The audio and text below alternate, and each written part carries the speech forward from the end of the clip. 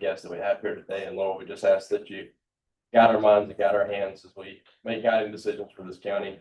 Lord, just be with us, keep us safe and warm tonight as we all travel home. It's in your heavenly name we pray. Amen. Pledge allegiance to the flag of the United States of America, to the republic for which it stands, one nation, under God, indivisible, with liberty and justice for all. Good evening. Our first item of business tonight will be approval of our agenda for November 10th, 2025. Is there a motion to approve? Approved. Any discussion? All those in favor of approving the agenda, please raise your right hand. 7-0. Our next item is approval of our minutes from two meetings. One is the October 13th, 2025 regular session, and then the October 13th, 2025 committee as a whole that we had. Entertain a motion on somebody.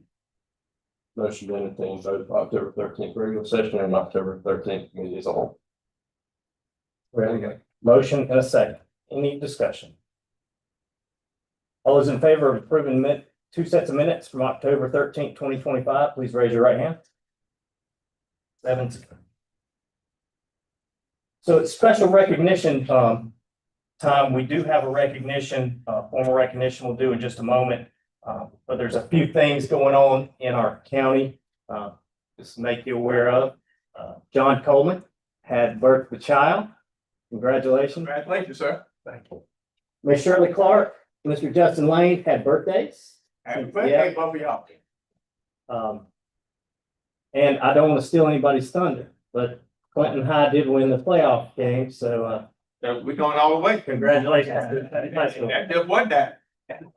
Also today, Andy, correct me if I'm wrong, the 250th birthday of the Marine Corps. And tomorrow is Veterans Day, and so the city of Lawrence will have a program at 10 a.m. at the Capitol Theater, if anybody's interested in that. Last month was actually, I believe it was last month, was actually Disability Employment Awareness Month, and it got out from under me, and I apologize, but we want to recognize Disability Employment Awareness Month.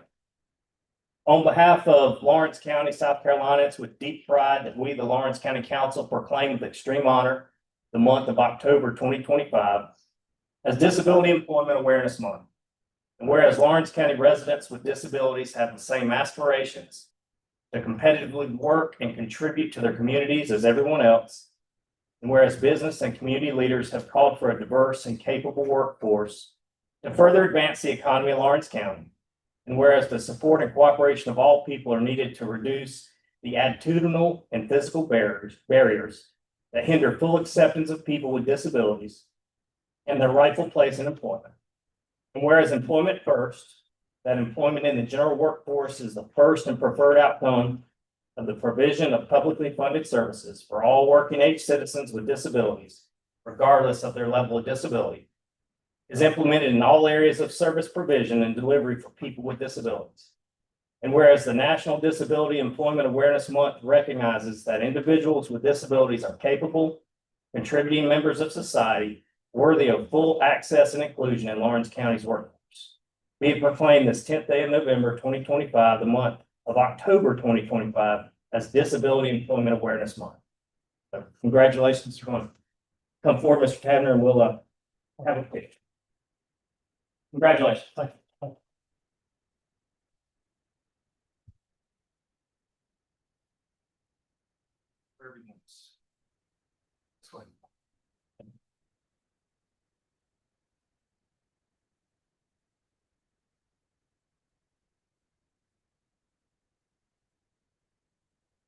Congratulations. Thank you, Sharon. And please forgive my inability to do it in the correct time. No. Glad you were there. Okay, yes.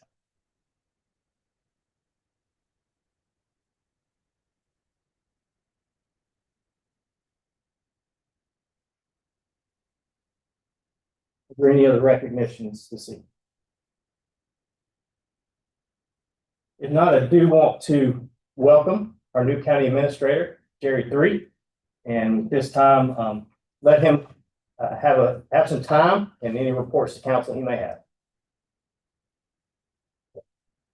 Mr. Chairman, I'd just like to take a moment of privilege here and just tell everyone how excited I am to be serving the citizens of Lawrence County.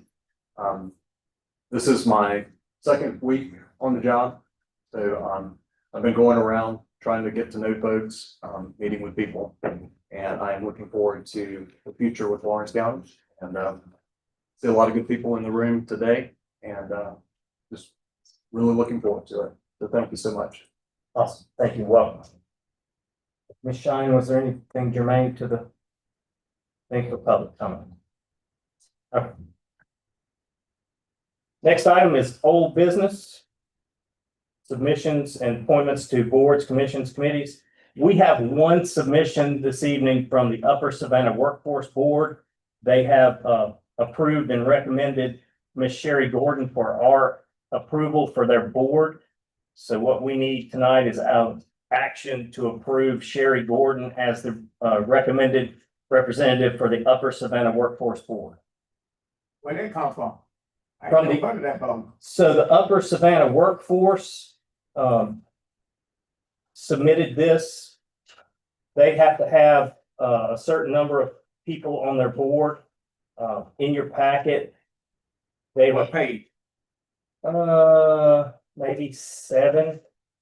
Fourth page, back from the removed. The 4th page back, it ends up being probably the 7th page. I see it now. Okay. They make this recommendation, their board approves it, and then they send it to us for approval. They make this decision, not you. Well, they make a recommendation for someone to serve on their board, and they vet them, and then they ask us to approve it.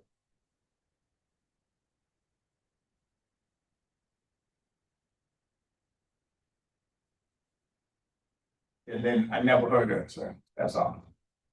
Okay. That's right. There's a motion to approve and a second. Any other discussion? All those in favor of approving the recommendation supplied to us by the SC Works Upper Savannah Workforce Board, please raise your right hand. 7-0. Are there any other council submissions for boards or committees this evening? All right. So we'll move into new business now. The first item of new business is approval of resolution 2025-23 Project Floyd Inducement Agreement. I'll recognize John Cole. Thank you, sir, and thank you for those congratulations earlier. I was sleep deprived. Project Floyd is a new company looking to come to the county located in Hunter Industrial Park. $63.8 million investment will create 15 new jobs.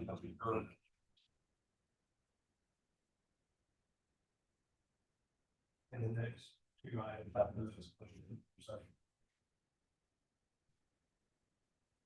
All right, To approve resolution 2025-23, Project Floyd Inducement Agreement.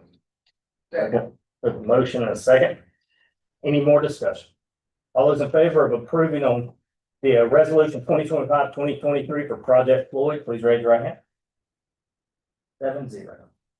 Next item is the first reading of ordinance 994, which will be Project Floyd Philo by title only. Don't have anything to add, same. We'll have the actual ordinance at the second reading. I didn't want to put it by title on it. Okay. So we have a first reading ordinance 994, which will be the Philo for Project Floyd that we just agreed on the inducement agreement. A motion and a second. Any discussion? All those in favor, please raise your right hand. 7-0. Next item is the first reading of ordinance 995, which will be amending the multi-county industrial park agreement so that we can include Project Floyd into the Hunter Industrial Park. Any pleasure? Motion to approve on first reading ordinance 995. I'll second. All right, any questions? We're gonna specify under industrial. Yeah, it's going to the other part. Okay. As long as it's specified for the next meeting. Okay. Any other questions on that? All those in favor of approving on first reading ordinance 995, the MCIP agreement for Project Floyd, please raise your right hand. 7-0. Next item is approval of resolution 2025-25, the project IPE inducement agreement. John This is Cole. another new company, moving to the county.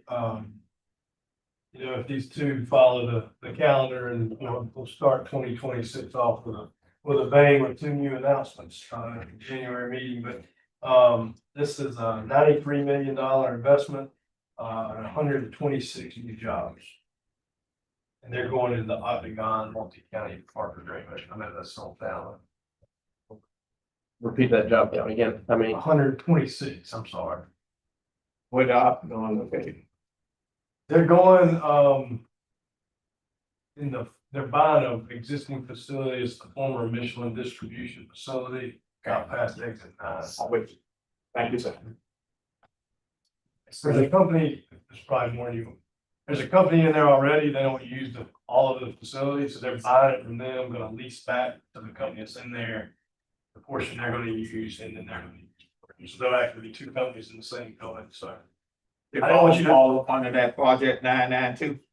No, this is just for the new company. Okay, the new company gonna go up under ordinance 992. Yes. Gotcha, which I'm writing off the down. Thank you. Motion approved resolution 2025-25. Thanks, sir. Motion and second. Any more discussion on the inducement agreement for resolution 2025-25? All those in favor, please raise your right hand.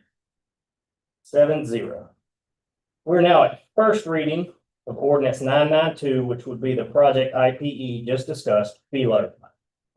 Which the next reading, you'll have the, I think this one has, this one's have the, okay, this one's got the ordinance running on it. okay. This, Motion to approve ordinance 992, Mr. Chairman, project IP FELA. second. we have a motion and a second. Any discussion on the first reading of ordinance 992 IPE FELO? All those in favor, please raise your right hand. 7-0. And finally, the first reading of ordinance 993, which will amend the Octagon Multi-County Industrial Park to include project IPE. Is there a motion to approve? Motion to approve. Second. There's a motion and a second. Any further discussion? All those in favor of approving on first reading, please raise your right hand. 7-0. Thank y'all so much. Thank you. Congratulations again. Appreciate it, congratulations, sir. We have flown right through the meeting agenda. Excellent. We're at county council comments. I'll start. Am I right? With Justin. Thank you, Mr. Chairman. I'll say the same old that, you know, I welcome any disagreements that anyone may have. If you have any issues or grievances or concerns, please let me know. Do have a couple of notes this time, believe it or not. Just want to say shout out to the Red Devils for making it to state. They're heading to state. I think you may have touched on that earlier. Mr. Chairman, you did forget to mention, today is the 50th anniversary of the sinking of the Edmund Fitzgerald. Today's the 50th anniversary for that. No Lawrence County natives were on that, thankfully, but, yeah, I figured it's noteworthy. And PC's winning streak did unfortunately come to an end a couple weeks ago, but I would argue they are still the best football team in the state. So we are home to the best team in the state. So, yeah. Thank you. Councilman Fields. I'm back to me because I gotta leave. Okay. Councilman Yance. Sure. Councilwoman Clark. Well, it's good to be back home. I've been in Texas for the last 31 days, so I'm glad to be back home. I'm thankful for everyone that prayed for my granddaughter. She's doing much better. Thank you all so much and welcome aboard.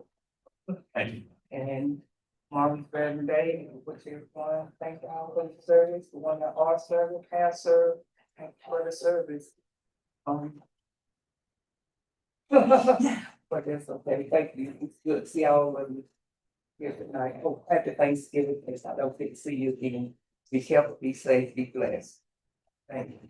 Councilman Patterson. Just want to welcome our new county administrator, Ms. Reed. They're glad to have you here and report to all the great things you'll do. Thank you. Also, like everybody else, happy Veterans Day early. We are appreciative of all the veterans that served our country, foreign and domestic. So thank you for that. That's all I have, Mr. Chairman. I'll let go the same with Mr. Patterson. Thank y'all for coming tonight. Councilman Pilson.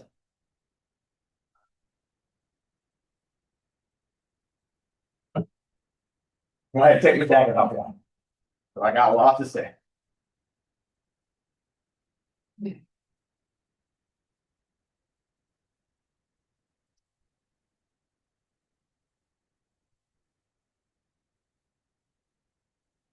Got a bunch of notes somebody passed on to me. So I'm gonna read everything now, take my time. Good evening, everyone. My name is Arthur Lee Pilson Jr., County Council District Six Representative. I would like to thank the people of Lawrence County, all the vets in past and the present.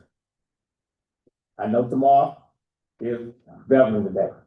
Want to tell everybody, thank y'all for their service in the past and the present. District Six wants to give Ron thank you. Welcome to our new county administrator.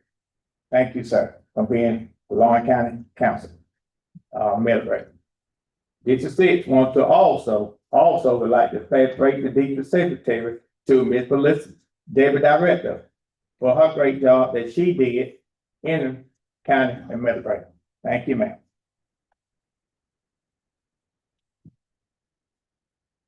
With that being said, I would like to provide a salary increase for Ms. Ferguson. I believe the budget would allow her to have a $7,000 annual increase. I believe that she have promoted herself to assist the Lawrence County and should be accommodated for that just because we have it in the budget. And no disrespect, because I know you, sir, you took a pay cut to come here to take this job. We always have the money in the budget when we had hits. Another county administrator that we started him out with.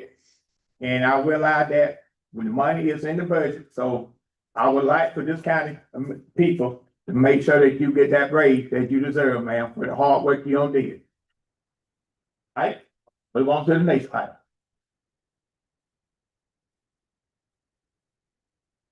Also, I have it brought to my attention by a disabled citizen of Lawrence County. The Hillcrest Courthouse contract is not handicap accessible. The wheelchair citizen, he was sitting in a wheelchair. He also wanted someone had to wait to open the door for him. When he got inside the building, he also had to wait and went down to the tax office to pay his taxes. He still had to get somebody else open the door for him. On her way out the building, he still had to get someone to open the door for him. I thought that all the buildings should be ADA completed. How many other Lawrence County government buildings is not ADA completed?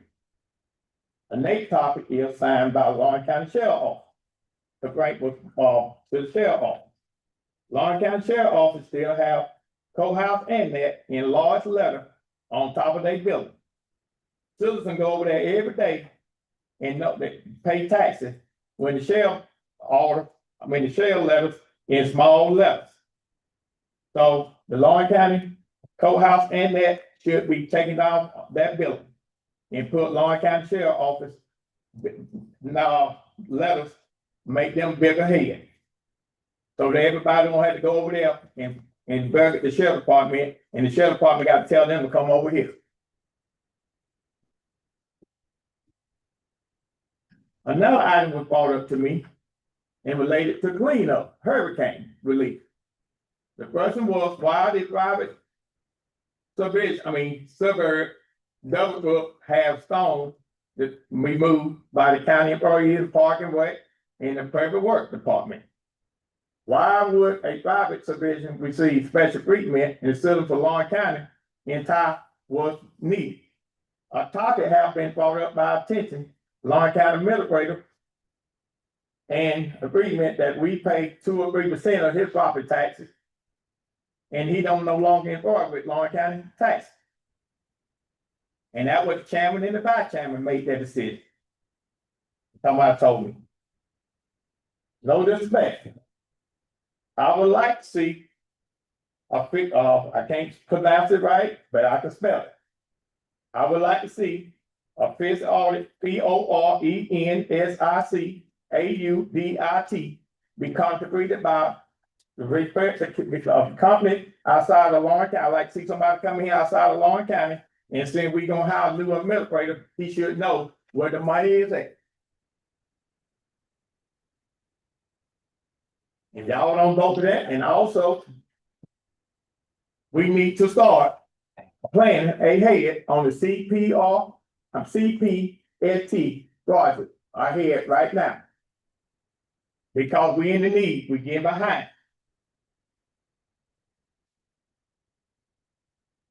And you need a copy of this, I got it. Bobby gave it to me, and I can give it back to y'all. But I just want you to know, sir, there ain't no back door deal in my house. While I'm at the table. All these in here, I don't care what they do. But for you to come in here and take the position, sir, you need to make sure we have an audit. So the taxpayer people in Lawrence County should know where their money is.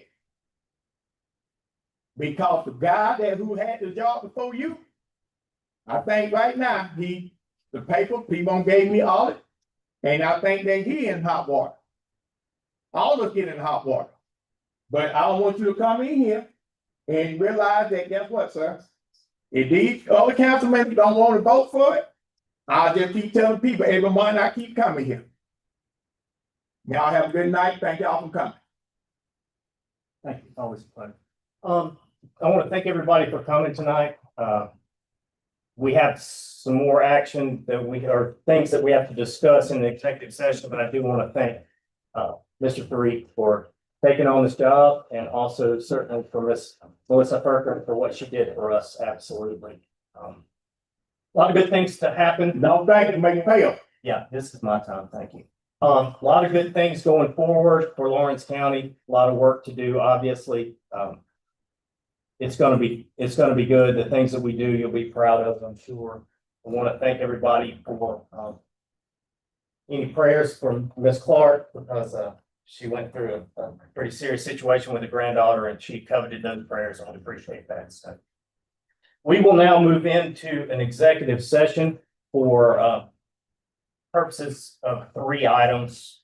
The first is the discussion of and receipt of legal advice subject to attorney-client privilege regarding the findings and recommendations of the Lawrence County Grievance Committee concerning a grievance filed by a former employee of Lawrence County Fire. Second, the discussion of employment compensation of the Human Resources Director. And third, the discussion of negotiations incident to a proposed purchase of properties located at number 1 and number 3 Gallen Street. Motion to enter, Mr. Chairman. We have a motion. Second. Motion is second to enter executive session. All those in favor? We will enter executive session to be respectful, we have a meeting right after this. Let's say it's 6:30, which will be about 7 minutes. We'll meet over for executive session, and then we'll come back, and our next meeting will be following any action taken in executive session. Thank you.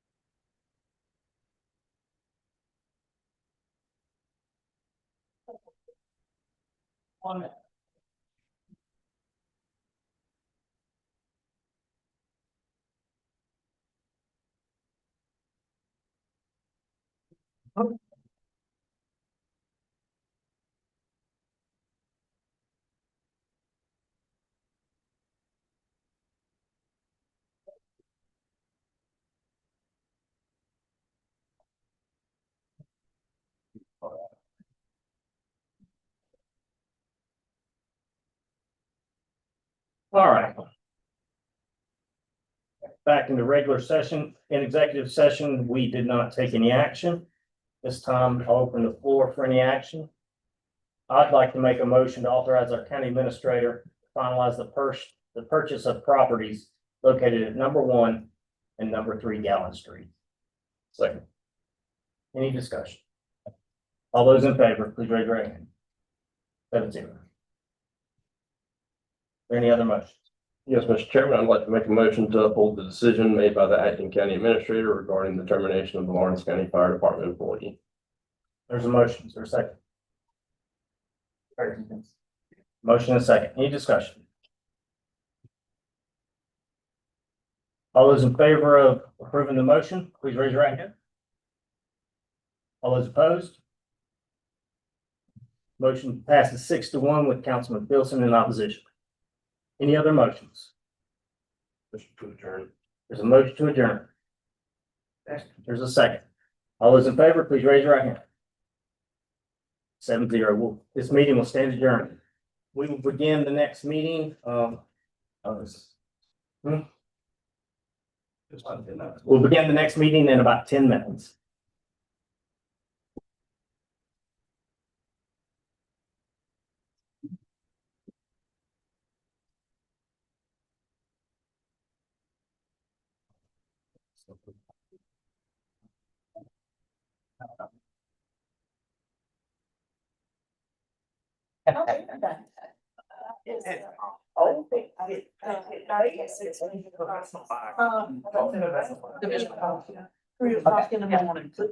Cleaning up. Got all that extra energy.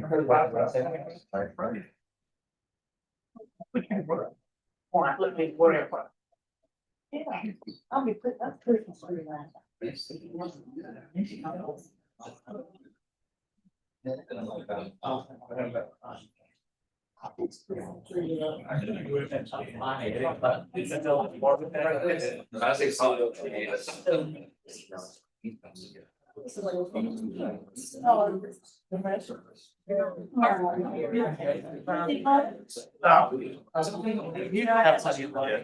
Now they get one like here. Nice to meet you. Oh, excellent. I gotta think these through before I go home. Hey, Dad.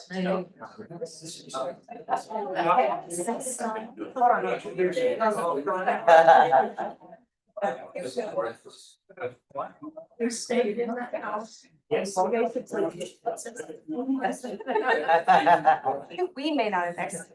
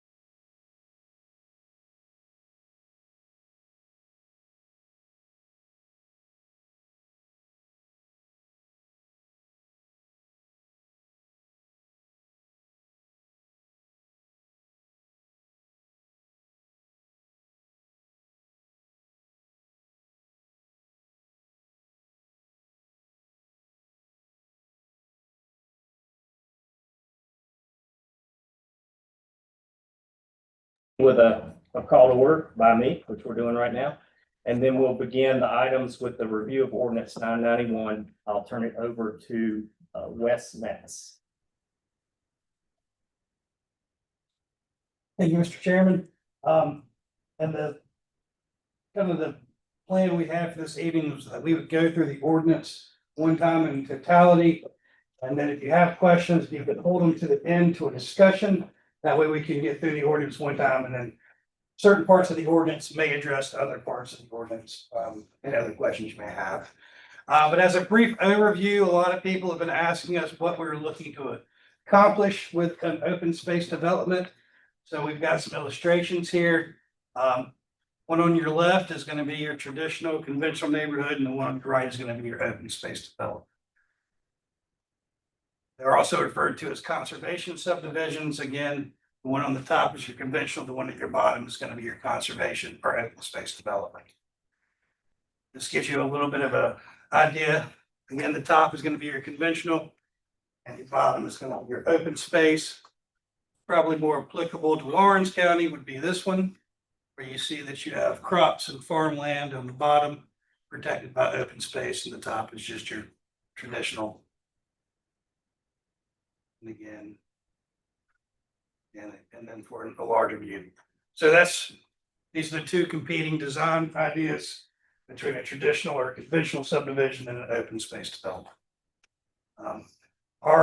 The problem that we seem to be having in Lawrence County and throughout the upstate of South Carolina is that our cluster open space developments are looking more like traditional subdivisions than they are open space developments.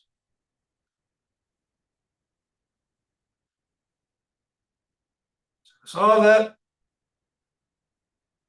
came up with ordinance 991, and I'm going to go through this.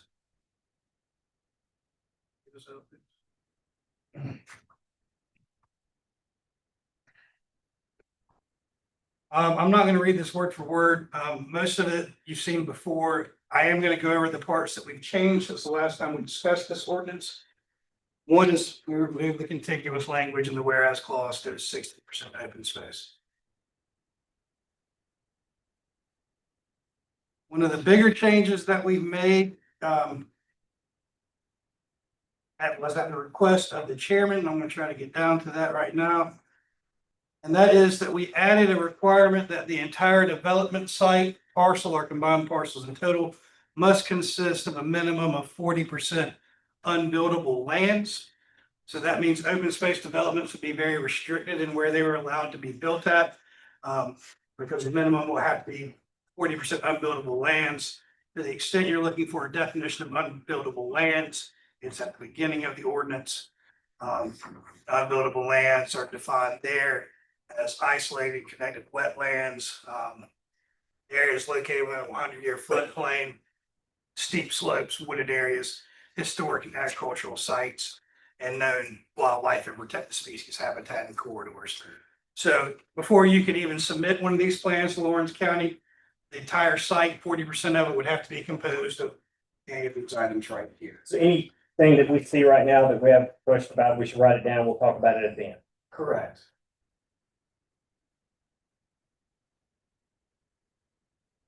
Another change that we made to the ordinance since the last time we were here is regarding the maximum density. We did not have a maximum density that was set last time. However, this time we decided, based on the input that we received from several different stakeholders, including Lawrence County Water and Sewer, that we should adopt a yield plan. A yield plan is where you come up with a conventional subdivision plan. You submit that. It doesn't have to be as in depth as a traditional site design plan, but it does have to give us an idea of how many homes you'd be able to fit on the conventional subdivision. And then the maximum density you're going to be allowed in the open space development is 5. You can exceed that by 5%. So you're not looking at these enormous subdivisions that have 300 to 400 more homes in a conventional subdivision would. That was different than what we had last time before. We did not have any minimum site. One thing that we are still struggling with is a definition of agricultural lands. We have defined it again at the beginning of the ordinance as lands that are assessed as agriculture by the Lawrence County tax assessor. However, that is a large portion of the lands of Lawrence County. Where this comes into play is that we are asking for a 100-foot buffer between agricultural lands and any open space development. And we're really, as been pointed out by several people, we're really looking to protect working farms. So there's a lot of vacant land in Lawrence County that's classified by the tax assessor as agricultural, but it's not necessarily a working farm, and we're less concerned about those buffers in those areas than we are with actual working farms. So if anyone has any suggestions as how we could tighten up that definition, I'd be happy to hear those tonight because we're struggling with it ourselves.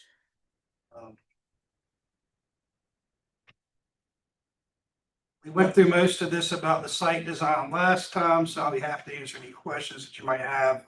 We didn't make any changes to those. We changed the 40%. Phasing is going to be allowed, but you have to submit the entire plan at once so we can approve it at once. Here's something that we did add, or no, it was here last time. 50% of the lots within the development shall naturally front natural and common open spaces. I would put a pin in this. This is gonna, we really struggle sometimes from a design standpoint on how this would work out. I've got Lisa Warga here, our planner, so she can enlighten us a little bit. But what we want is direct access from the homes to the open space. So we're requiring that at least 50% of the lots. I say that they are adjacent to open space, but the way we have it written in our ordinance is that they front natural open space. What section is that? It'll be under section D for design standards.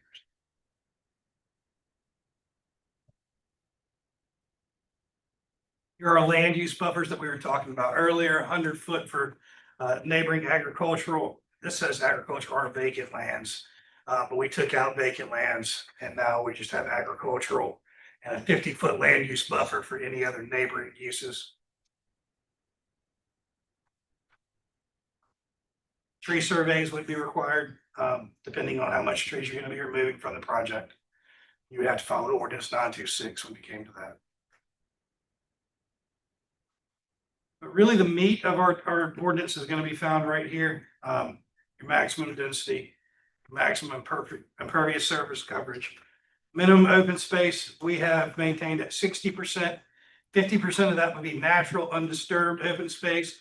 10% of that would be common active open space to include things like pickleball court, tennis courts, dog parks, walking trails, and things of that nature.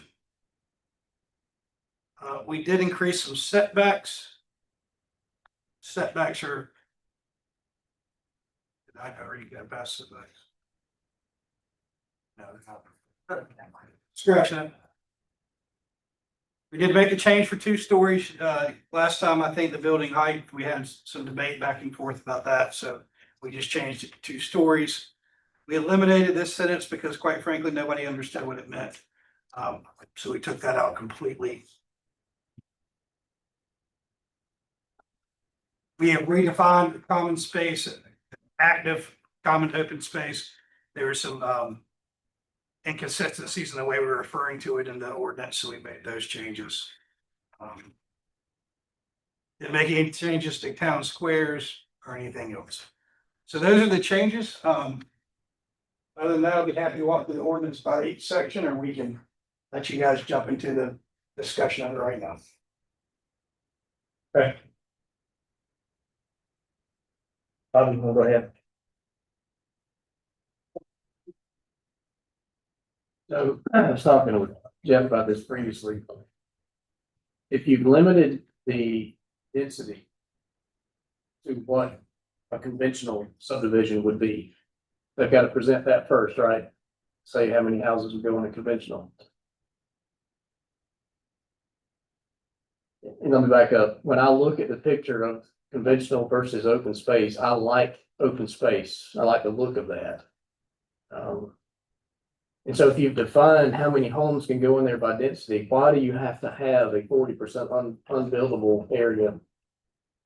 Should we not be trying to push people, make this open common space more attractive for people to go to, because it's going to give more open the things that that we market ourselves as is rural.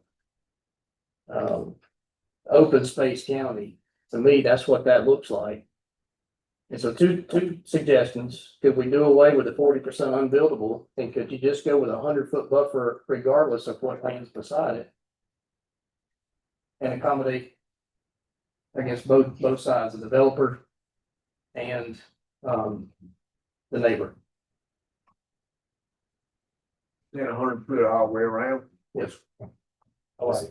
So, yeah, I think when I was thinking that through and putting that up, I was wanting to have the open space concept because of the way it was applied to the existing neighborhoods. We didn't want that, but if we had the density throttled down to what it would be conventional and then had more open space in a development that was going to be developed anyway, then yeah, I can get behind that. I just did not want open space to be used like it was used. I'd be even willing to look at the size of lots to get it more conventional, just so they wouldn't have these huge cluster things. But if we're going to control the density, I don't have any problem removing or having that requirement of 40% of the property has to be unusable, like couldn't build on it if you wanted to. I don't have any problem removing that. I think when you take the 40% and then you add a 60%, that's really restricting how much can be used on that property. Right, and when there was no thought of a maximum density, I didn't see any reason to have that open space concept unless it was in something that you had a piece of property that couldn't really be developed any other way. Your 40% becomes part of this. So you'd only need another 20. Right, I do think there's a place for it, but if we're gonna control how big a development could be based on a density comparable to a conventional, I think we're just splitting hairs at that point. I ain't no genius, but I'm finna answer the question. So you tell me a person about 100 acres, got 100 acres of land. They gotta keep 6% open space, 40% only can build on it. That currently sits, yes. That's a no. Okay, well, listen. I did my research. Let me get to the page. Y'all always say, you look at other county. Anderson County is 25% lot on a 5 acres of land. Not really that bad either. Greenville County is 30% open space development. Nobody don't have no fit, but y'all want to go to, you gonna tell somebody that got 100 acres of land, they only can put 40% to build. No, sir, that what y'all put, that what I read. Well, it's gonna break it down for you a little bit. Break it down for me. The density of the lot count is the same as if they were gonna do a conventional, spread it out over the whole property. Let them to it to a smaller space, keep more natural. They're not using a lot, the developer is not losing. But you telling me if I got 100 acres of land, only I can build 40%, that's what you're saying, sir? Get locked on that, all right? On that 100, all right, let's just keep the numbers easy. You got 100 acres in a conventional, you get 100 lots, okay? And it's gonna be spread out over the whole 100 acres. To do the open space, you're gonna spread that over 40 acres, and you still gonna have 100 lots. To the developer, it's more profitable. You got 60% less in utilities. So why we the only county going to 40%? I mean, it's over there, all the other counties. So I'll speak to that. The other Tell me. counties are doing the same thing we're doing with moratoriums. They have the same problem. What they're doing now is not working for them. And they're watching other people and they're making changes now. So we're kind of ahead of the curve on some of this because we got ahead of it. We know it's a problem. They're living with a problem. They're not happy with the numbers that they have. This is to attract people that don't want to have to keep up big yards and are satisfied living on 1/4 acre lots. And they still like 40% or 60% of their subdivision to be recreational, where they play ball, walk, ride bicycles and whatnot. And they're still making a profit. Mr. Filson, I think one thing that I would say that I've heard since I've been on the planning commission from a lot of people is why do we want to bring into this county what every other county's already got and they're fighting and they don't like? And I think that that's a question we can ask if Greenville County and Anderson County and all else have those things. And the people who live there don't like it. I don't think we want that. I think this gives us an opportunity to do something that's different. If you have 100-foot buffer around it. And it's not gonna encroach upon the neighbors and you've got open space that's gonna look good from the road, it's gonna look good from the neighbor's place, but you still get the same number of homes in there. To me, that's a win for the community and the developer both. I just don't think, sir, you gonna tell me if I got 100 acre, 200 acre land for sale, you only gonna develop it. Only can be on 200, only can be on 80%. But if you got 100 houses and both of them, One of the things, my understanding of open Break it space, down to me. open space wasn't meant to be for the protocol, it's not a big standard. That would be like if there's swamp land that you can't use, Right. then you can still build on it because part of that's unusable, so that would be part of the 60%. Or if you have protected wildlife or protected land that you can't build on, that would be that's open space. You can't build on any, then the rest of it you can actually, Mr. Filson, I agree with you. I got Mr. Metz pulled the picture to explain it a little better. Conventional is more spread out. You're gonna have bigger lots. You can see the homes are more spread out, whereas going down to the conservation subdivision, they're more close together, smaller lot sizes. You know, they're not half an acre. They might be 12,000 square feet, but they're stacked in more densely. But that also, you see where the trees You're are at. telling me, hold up, have to be educated. Yes, sir. Alright. One at the top. What new order are we looking at right now? That is- This one or this one? So these are two separate subdivisions. So current Lawrence County standards for a conventional subdivision, the minimum lot size is half an acre. So these top, at the top, Yes, sir. okay? On which, Now we got, I'm looking. Yeah. Alright, and now we got the bottom, that's open space. So you see where the trees are at, that could be gullies, that could be any unbuildable land that's too steep to build on, it could be streams, creeks, you name it. so you gotta leave them open space and wild development. Correct. Understand? I'm with you. And a lot of Lawrence County land, wherever you go. We do. It might be We got a steep, bunch. have creeks, Yes, sir. and maybe there's land that's more suited for conventional like the top. If it's, you know, plain open pasture, it probably makes more sense to go conventional. Whereas open space, if you already have unusable land, you can stack in more density and really get the same amount that you would with conventional. Thank you. Yes, sir.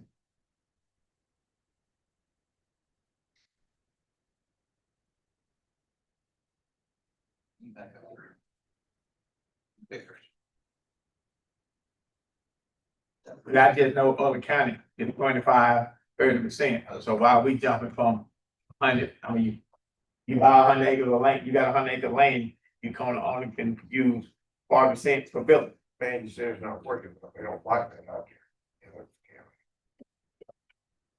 But they still got We it. learned this new thing. Yeah, will speak to, we've had residents come here for years, lamenting the large subdivisions that are really dense. And our attempt is to not have that. If you say somebody has 100 acres and they should be able to build as much as they want on it, then what you get is what's out there causing all the trouble. And so this is an attempt to let them still want to come to Lawrence County, but in a way that doesn't strip mine our land and do things that we don't want it to do.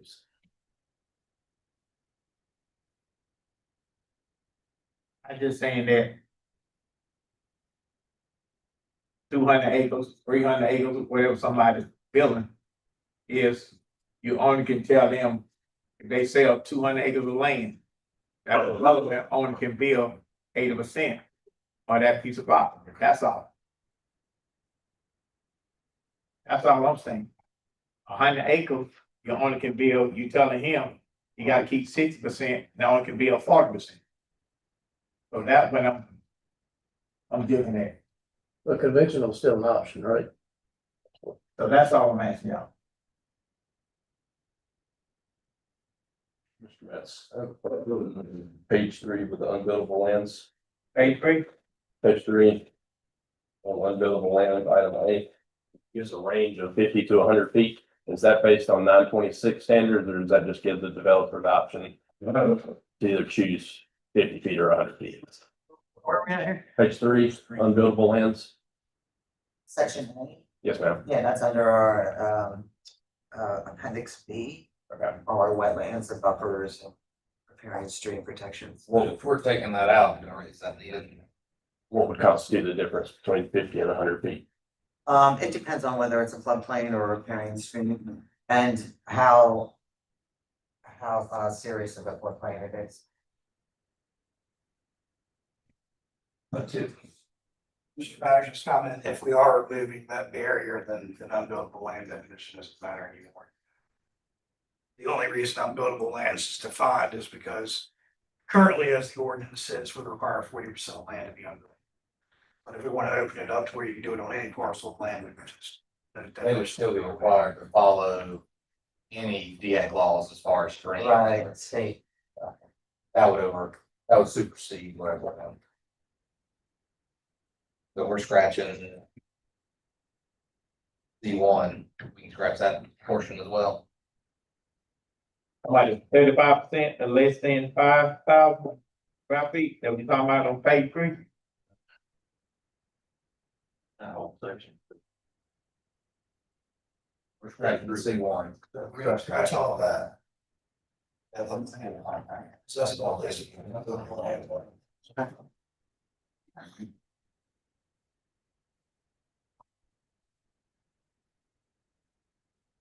Does anybody know if this is attractive to a developer? Will they want to come and build an open space development here? Under these, 60%, that would be tight. So that's what I'm saying. Yeah, because you ain't get, I mean, just remember, 60% is tight. You own 100 acres, you can give me 40%. 40. I agree that we should incentivize for properties that are better suited for open space, but I mean, the issue has been, there may have been areas that are better suited for conventional, but they chose open space because they can get 150 more homes. So I agree to an extent about having the minimum 40% of unbuildable lands, but maybe not the total 40%. I believe with the 60, that makes it a little too stringent to choose that parcel. But that's a fine line. to does walk. anybody know the sweet spot? You have 10 people who get 15 different answers. Okay, now. Well, Mr. Street, do you have an opinion on any of that? I'm just like. From a sweet spot on the open space, I mean, I think you have to look at it from, as the land goes. If you're choosing land that already has areas that you couldn't put a house on, the open space may actually give that developer more area to build on by making third acre lots or whatever they are. So I think it's all dependent on type of property that. Did you buy and where it's located? Right. Yes, So sir. if you just buy a flat piece of land, then go conventional. And everything, roads and everything else would be a lot easier to do. It's gonna be harder to do work in the areas that have more features that are hard to work around. That's all I'm saying. You right. I mean, I did a little study, so that's why I'm just asking. Cause I wasn't here for the last week, so that's why I went back and did my 30. I listened to y'all.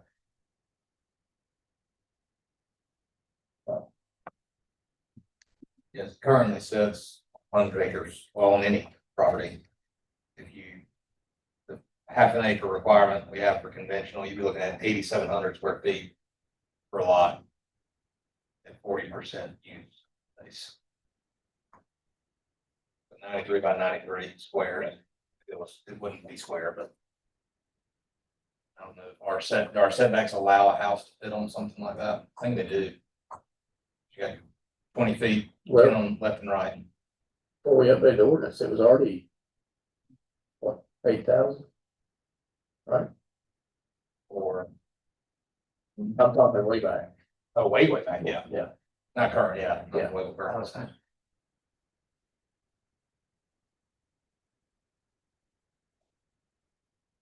I think what I'm getting at is doable. Because the question is 60 too much or not enough? We require 60% open. I think those lots are still big enough to put houses at 8,700 square feet. Height. Yeah. I think it's doable.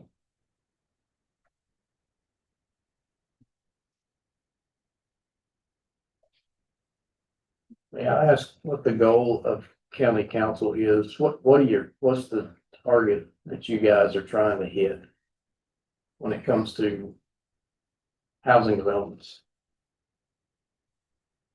That's an issue I get hung up on. I feel like every council member has their own direction they want to go, but county council as a whole, we can't meet outside of here. Well, in greater numbers of 4, but I feel like as far as a unified voice, here's what we want. I don't believe we have that, personally. I would like to add Mr. Jeff Field. Are you playing, no, sir, I'm asking you because y'all playing 25 years out. So you know what area that coming to Lawrence County that is on the development side. Because y'all playing 25 years out, sir. So I've been to your meeting. And I admit, I love your meeting. And I like how you do your meeting. I like how you plan your stuff. Because like I keep telling everybody, you sold me, because nobody never knew that ZF had sewer line when they came to Draco, because you playing ahead. So that's why they built what they had, because you had sewer up that way. So that's why I like your plan. I'm glad you in the house tonight, sir. And I'm glad, Ms. Bell, you also, because you went for Lawrence Electric, sir, right? Used to. Okay, but they still gotta have power, water, and sewer. So I like y'all. I like you too. I like you too, sir. I'm blinded and I ain't shiny, but my consumer just told me, I just know that I have land myself.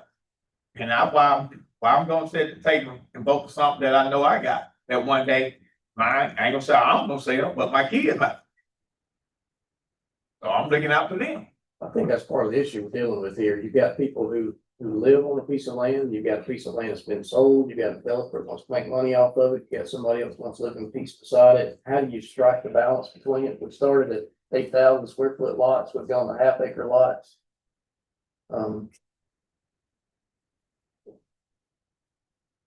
So how do you define what's the sweet spot? So in the growth corridors, which we know those are adjacent to municipalities, adjacent to infrastructure, large roads, arteries, interstates, things like that. So we know that's where the growth naturally goes. And they have options for sewer. I don't want to see large septic tank developments in our communities. Just because of what it would do to the ground, the water table and things like that. So if they're adjacent to sewer and stuff, I want to find a way for them to build using sewer. And But son, you have to go back on Lawrence County Water Development. Because they got to have sewer in that location for that people to build. right, that's what I'm talking about. You would build in areas where it exists or it's easily accessible. Middle of our county, parts of Mountville and things like that don't have sewer options. There'd be no reason to do certain types of builds. And so I just want to find a way to not stop growth wholesale. But is there optionality if a developer's coming into a parcel of land, he buys 200 acres and sewer is available? Currently, there's optionality. He can go conventional with septic tanks, right? I thought 926 requires them to use public utilities if they're available. Right. Or have a letter from. Within a certain distance, if Yeah. there's. Or a letter from the utility saying that they can't provide. If they're adjacent, they're required to by ordinance. Yeah, I don't know how that falls on a single landowner who's buying a single. That's not what Jeff's talking about. Jeff's talking about development. Yeah, it's gotta be a certain, within a certain distance, they have to hook up. All right, so I'm gonna go back on you, Mr. Field, again. Yeah. Never get this right. Take my time. Since you brought up Ball Seal, sir. In Greenwood, Paul. We had an opportunity to hook up to Greenwood sewer. And we still had that opportunity that you had in your plan. When it was gonna cost, back then, we never hook up to from the Waterloo to Greenwood County, the sewer part. Whatever that plan was, what happened to that? How is that germane to what we're talking about Because tonight? you said, because Cross Hill, when you say you got to have. You had a subdivision in Cross Hill. No, sir. Okay, then we're talking about open space development, things like that. I get to that after that. I'm talking about the sewer part, so you say you gotta have sewer, you wanna go to sewer, but I knew that with Greenwood and 72 and 2.01, where I'm talking about, that connect to Falls Hill on 72. When you connect the sewer line from Greenwood side, that's what I'm talking about, sir. Yeah. That's a whole, another Now, I said, thing. I'm sorry, I'm gonna ask one more question, then I'll shut up for a bit. You mentioned that it's cheaper to, I guess, grade for conventional than open space. I would make that assumption just based on, having flatter land would be easier to, develop. I'm just trying, because when I see the pictures, again, aesthetically, open space looks better. If I'm driving down the road, I'd rather see open space according to the picture that we saw. The one that we've got on page 2. If I'm looking at these two things, I like that right side a whole lot better than that left side if I'm driving down the road.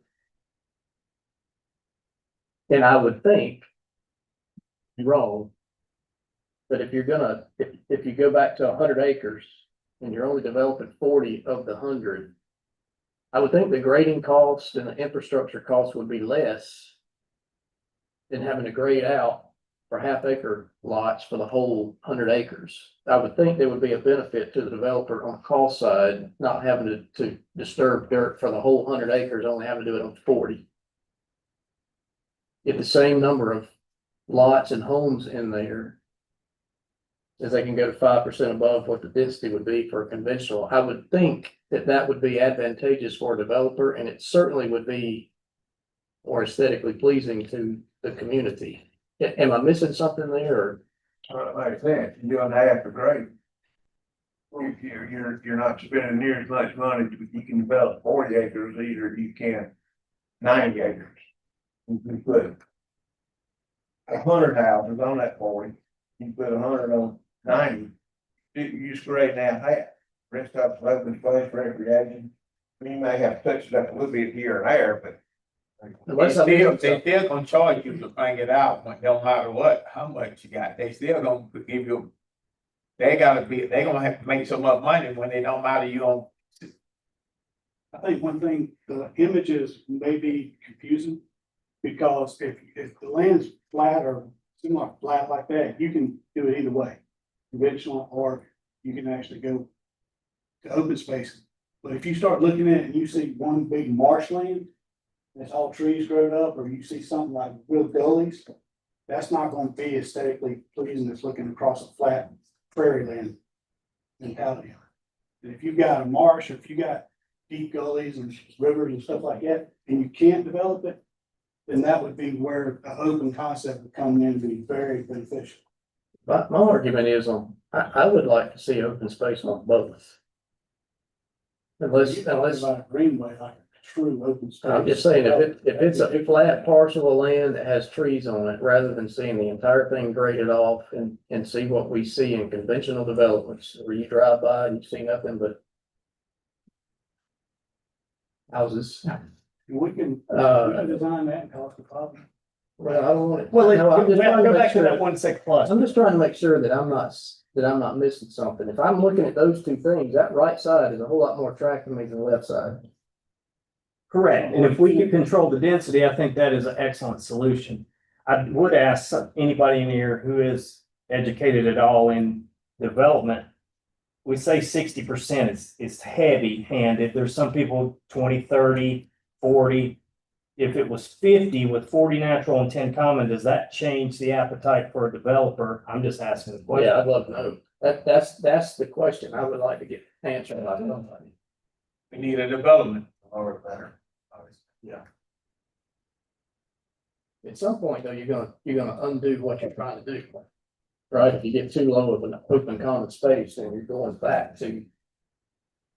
That's what This is the cynical lawyer, if you ask a developer, they're gonna tell you that sweet spot is 0% open space. Every single bit of the land. And I wasn't saying a developer per se, but if somebody How was. about an engineering firm?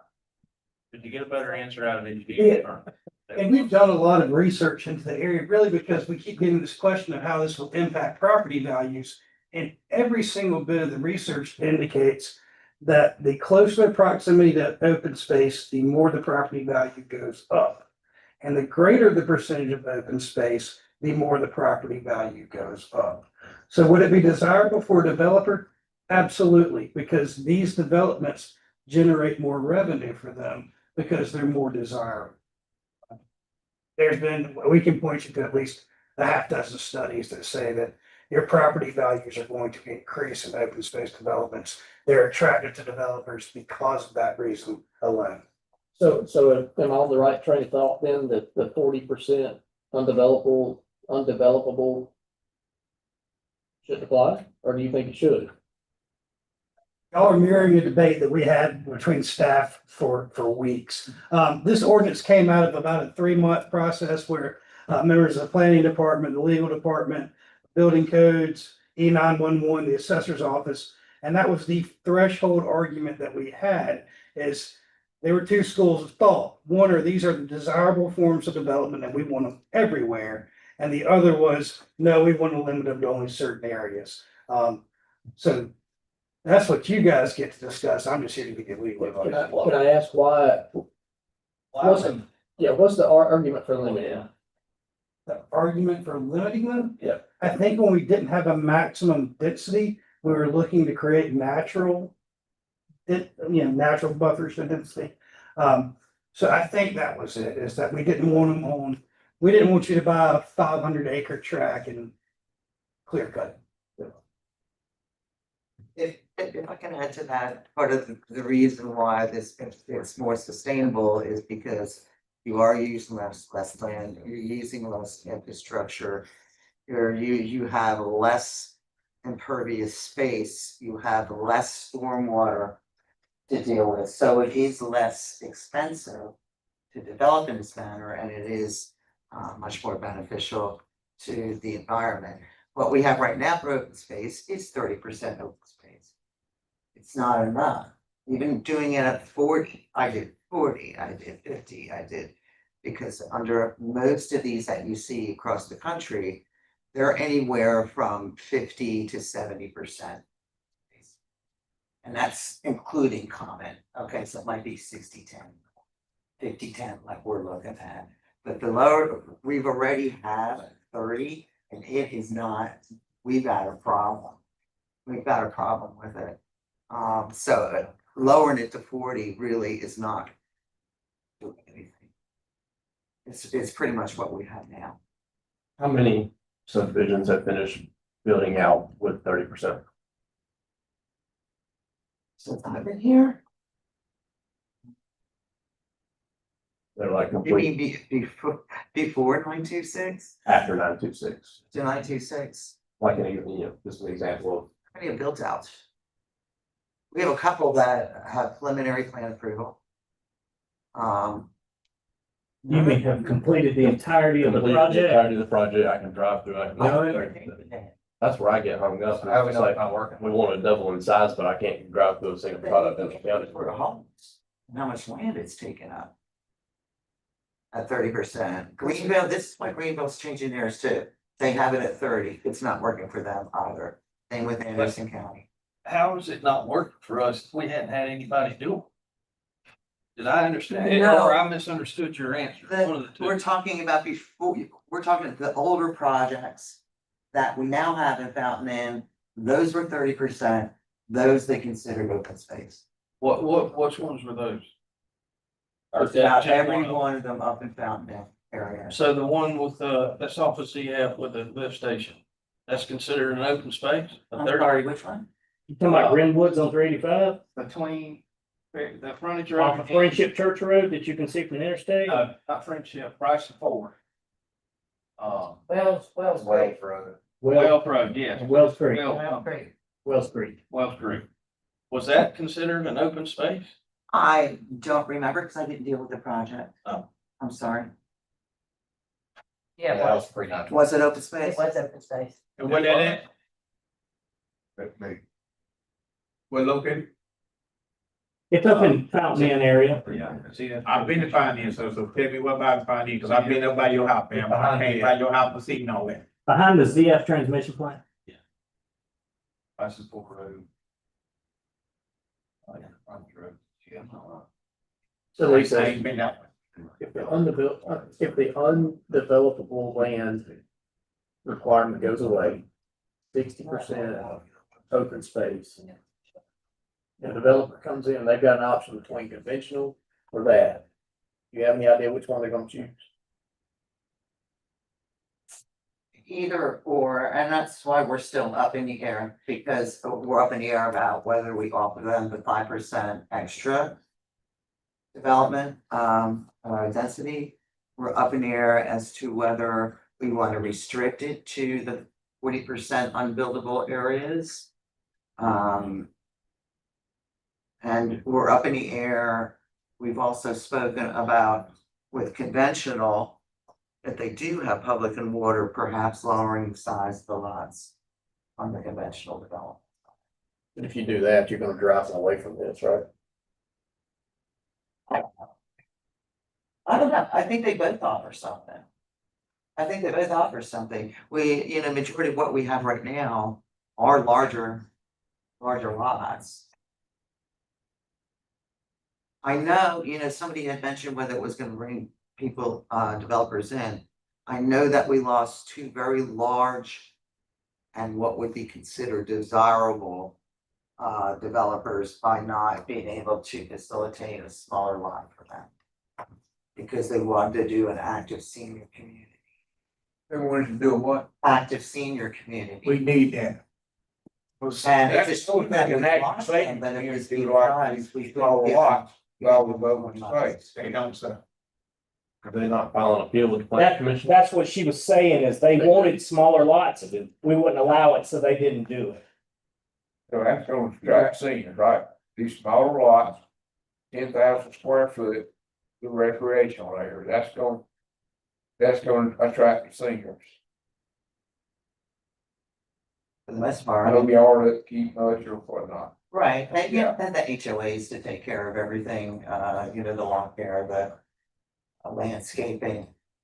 I'm not talking senior or assisted care, I'm talking about active seniors, like 55 and up, to where they got the, they have the swimming pool, they have the tennis courts, they have the golf course. Bobby's an active senior. I know, it's me too. This picture up, aside from the 50-foot streetscape zone, what would prevent a developer from, let's just say, where you see the green line open space in the very middle, take all of the back homes out of the picture and say that's the 40% open space? What would prevent a developer from putting the 40% that he can develop on the road, and then all of the open space in the back?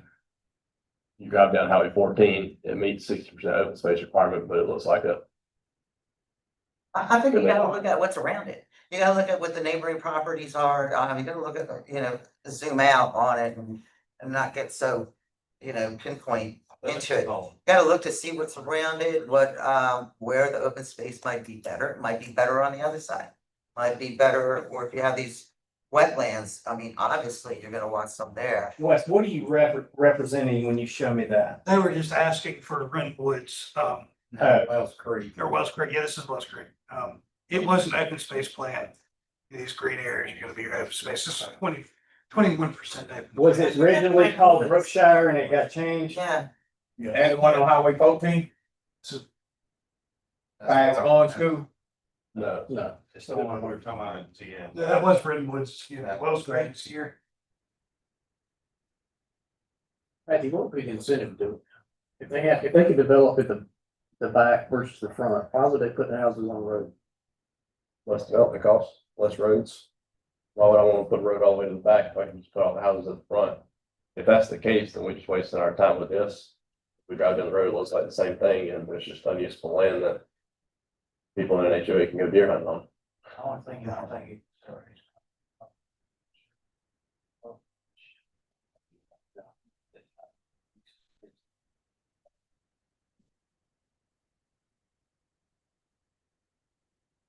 Yeah, that's Wells Creek, I believe. That is Wells Creek. And where that at? On the, Yeah. I was wrong.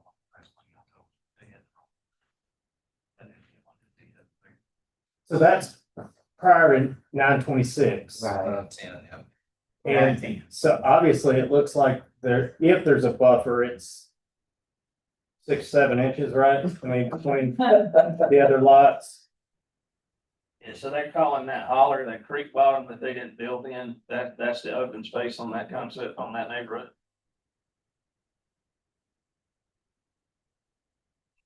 So how many houses in that?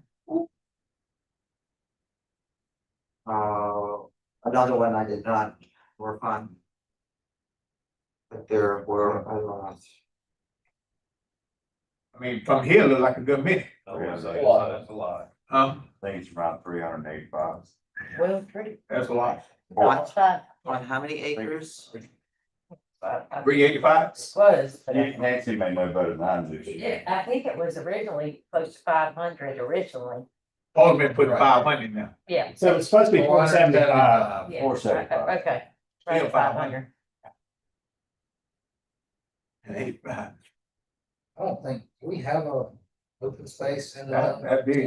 I need to go up there. I don't think so. But I don't think it's very restricted. I've got one that's been approved off of Stewart Dairy Road. That's under 9/26. It's an open space up under 9/26 ordinance. You mean Brentwood? Brentwood. Yeah, just the preliminary plan. Yes, the preliminary is approved, so that'll give you an idea of what 9/26 looked like with that.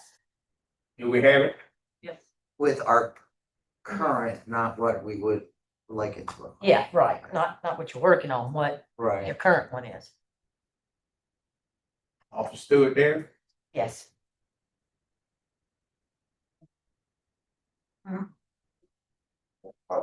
Yes. 25%. But it's reflective of what Greenville had at 25%, which we can see is. That 25% is not contiguous, right? It's just any 25% across the whole. I think back in that time, they were even accepting, they were even using stormwater ponds as part of their open space. Yeah, 10% had to be common. Or it was 15 plus 10. I think that's right. Which is none. Yeah. If we go 40, we can double on 910. 40 plus 10 or 30 plus 10. Maybe we could be done. It'd be 30 plus 10 or 40 plus 10. Is that a sweet spot? 30, 10, that was what I had. 30 10. I was, I was thinking 50 with 40, 10, but I don't know what that would do, good or bad.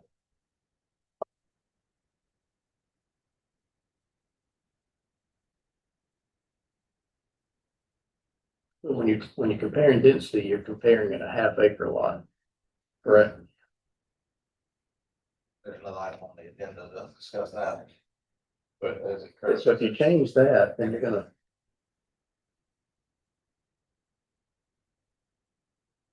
You have to lower it. If you lower. Conventional size lots. That's the way the developers are going. What are you lowering? There you go. Third one down. How you do that? Four homes? Oh, yeah. Yeah. You go 10% more than one conventional. Yeah. A lot. As we drop the unbuildable land from 40% to 20. Well, that makes it a lot more manageable. We're taking that out together. You think that needs to be in there? If it is in there. 20 won't do as much damage as 40, but it still gives you some separation where every property's not gonna go. If you drop the unbuildable to 0. Is there a percentage over conventional lot, number of lots that would be could you do 10% more than what a conventional subdivision would allow in It's number of proposed lots? 5 right now in this, so. Obviously, that is. That's how you incentivize it. I'm just asking.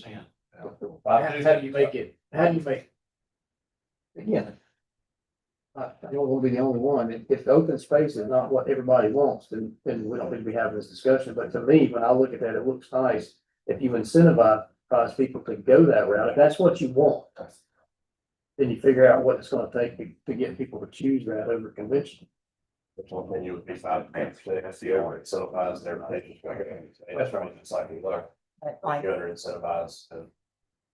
So if you go to zero undevelopable requirement, and with stuff like that, and like all those. 50%, yeah, so if you said 40 plus 10, Yeah, and 5 to 10% over a lot. if we're gonna go 50 with 40 and 10, I think 5 is a good start. If we're gonna stay at 60, then 10 might be the way, because either way, you're split. For every 100 acres, you should talk about, way it's today, that would, I'll be talking about an extra 5 houses. Correct. There you go. Say that again, sir. The way the ordinance, with our current regulations with a half an acre minimums. On 100 acres, they could, in theory, build 50 houses. 200. I'm sorry, 200 houses. 200 on 100 acres? Oh, how's that? My bad. Yeah, on 100 acres, they could build 200 houses. It's either 10 or 20 more houses. So what we're debating is if they go open space, how many more houses do we allow them to build? To incentivize them to use the open space requirements. 5% would be 10 houses, 10% would be 20 more houses. If you can tell it, The yield plan doesn't work if you leave a half acre. That, Forget, that's Yeah, on the agenda. but you're kind of debating something that may not be. Like 10% over a lower lot size, if you change the conventional, I think does start to make sense. You leave the lot size a half acre, they're always gonna probably go over. But. Do you have apples to apples comparison? I was asking you to walk through So it. is this on 30% though, Wes? Yeah. That is 30%. Okay. Lisa, can you walk them through this? Can you Okay. see it? You might want to get over here closer. Yeah, Went back glasses aren't that good. 30% when I think the buffers there really was killing that one, because you don't have good buffers on that part. And what is a buffer? Okay, so what we tried to do, starting out, we did, this is what our current conventional development looks like. And I broke it down into the 3 different types of conventional, our current open space, and then what we're proposing. So we use the same amount of acres, 278 acres, when according to the requirements of each development type. The open space for conventional does not require open space. But in this scenario, there are 61.56 acres of critical habitat and water quality land use buffers on the site that have to be subtracted from what's buildable, okay? So we're trying to figure out our net buildable area. Then you have maximum impervious surface on the site of 50%. So we're gonna, usually your impervious surface is your roofs. You look at it by your rooftops, your driveways, your infrastructure, your roads. Not necessarily everything that's graded, whatever the water can percolate through easily into the ground, okay? So we're just gonna take this as an example, and we're gonna use it on all 3 examples, okay? So if we did 50% of 278, that would give us 139 acres. The impervious surface cannot exceed 139 acres of the site, okay? Net buildable area, so you have 216.46 equals 9,428,998 square feet. Your minimum lot size with water and sewer, okay, we're looking at with water and sewer for all of this, is 21,780 square feet. So your approximate net density for the buildable area is, you're gonna take your net buildable area and divided by the minimum lot size and equals 433 lots. Okay, Under a conventional, you would. go unconventional. 433. This is what we currently have for open space. Again, we're gonna use the same numbers. Use the same area, it's a little bit different because our open space currently requires 20 natural and 10 common. So I had to take that out. Once again, we're trying to find our usable land to be able to build on. So you have, you take out your 10% common open space requirement, you get down to 188.66 net buildable area. Maximum impervious surface on the site is 60%. Which is different from the 50% above. You end up with 167 acres of the impervious surface cannot exceed 167 acres. Site. Your net buildable area, okay, that equals 189.66 acres. Then your minimum lot size with the water and sewer is 10,890 square feet. Take approximate net density for the buildable area, you divide it by the square footage of the lot that you need, and you come up with 759 lots. So this is our problem. compared to 433. 433 So conventional.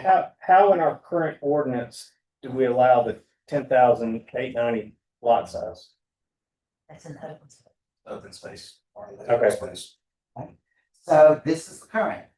If we do what we're looking at now, what we're proposing now, with the 50% natural, 10% common, same amount of acres, the maximum impervious space of 50, and we're gonna get all the way down. Minimum lot size is determined by the yard setbacks and lot width required. So the approximate density for the buildable area cannot exceed 5% of what is permitted under the conventional development option, okay? So here's where our 5%, if we're looking at 5% incentive, you would have 433 times 0.005 means 22, which is what Brown was saying.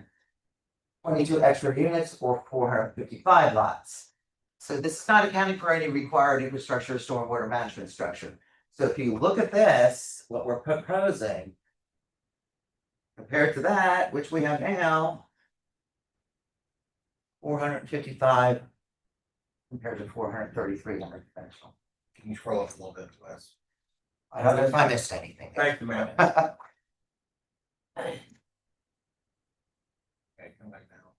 216 buildable. How many acres are buildable on the proposed? Nice.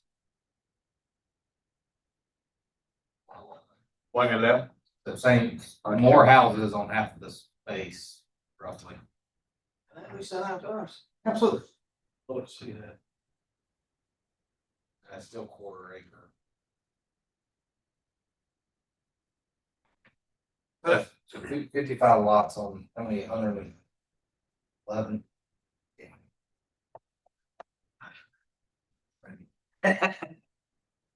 Exactly.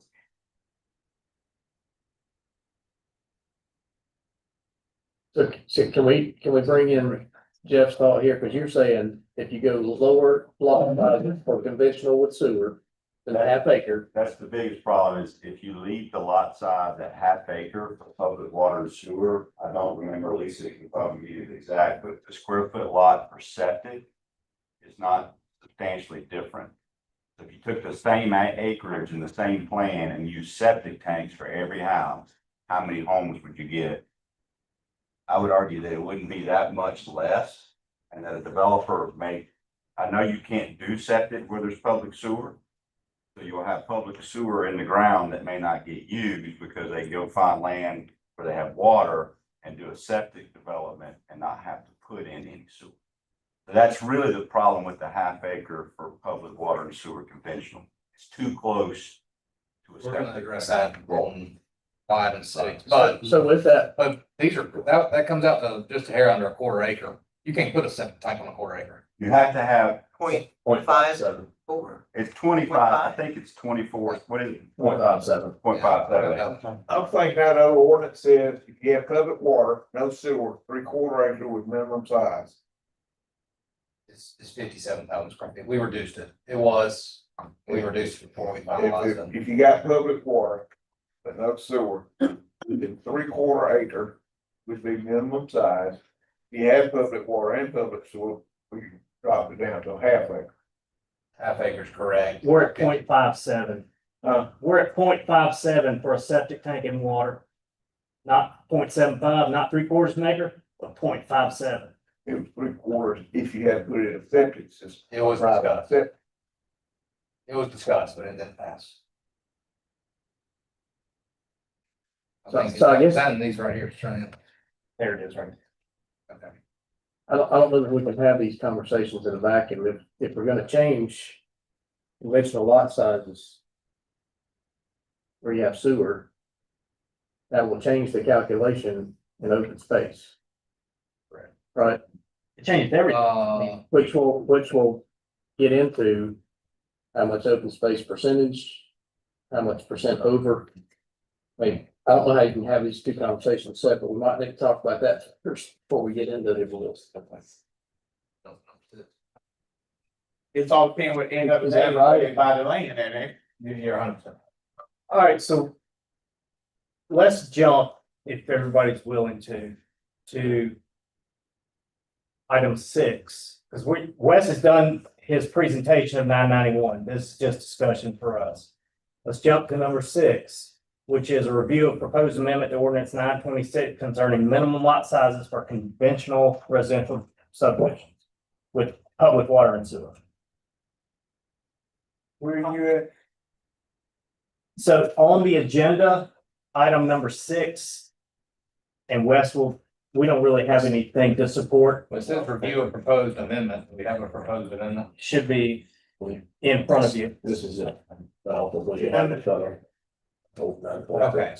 I'll try to get this. Okay.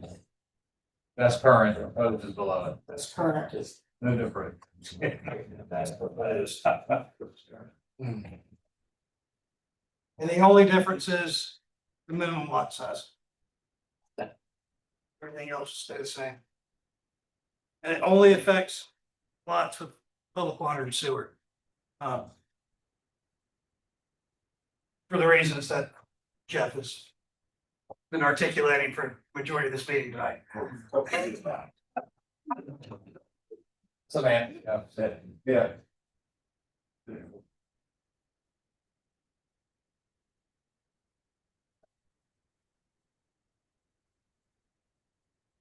how does the lot width affect that? That's not being changed. I can't, yeah, I'm not, I think somebody mentioned maybe an engineer laying out what something would look like on a different scenario, that might be helpful. I can't speak to some of that part of it. I think in other, and I hate to use other neighboring counties, but I think neighboring counties for public water sewer convention are anywhere from 10, 12,000 third acre, this number is close. My biggest concern is it's now enough of a separation that it may work now. Not that we want everything to go conventional, Well, I but guess use it as a yield plan, it starts to make more sense now. So if you use that as a yield plan, if that's the calculation we use it for density in an open space. At 0.34 acres rather than a 1/2 acre. And that's gonna calculate the number of lots that you can put. On whatever the parcel is with 50% open space, right? 40 plus 10, is that what you said, Jeff? Well, I won't stand on that if we do this, because that's going to, the yields, it's gonna start looking exactly like what we have in open space in conventional. So you go back to 60%. I think so. With 0.34. Plus a 5% or 10% additional number of houses that they can put in that open space. As an incentive to build Correct. open space as opposed to conventional. That leave that up to the development. The development. I'm just asking, Yeah, well, What was the question? I apologize. that's up to the development with what you wanna go with, ain't it? Correct. If we decide on the conventional and then an open space, they would That's what I'm change. saying. That's all, we can talk about it, but it's up to But we'd like to have an incentive for them to go with open space. the development. Well, that's what I would like. I'm not trying to speak for everybody. but I'm just saying it's still up to the development with what he wanna go with. Cause he still got to look at the piece of property.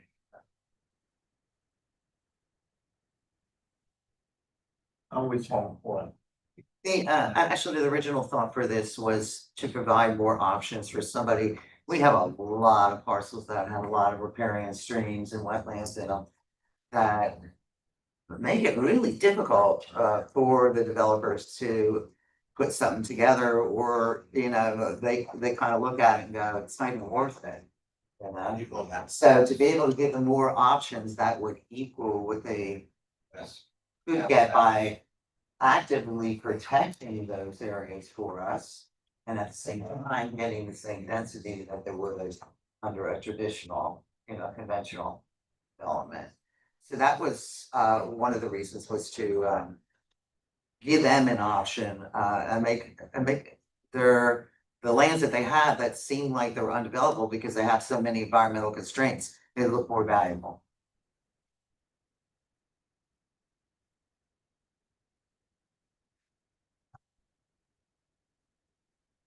Around to the open space.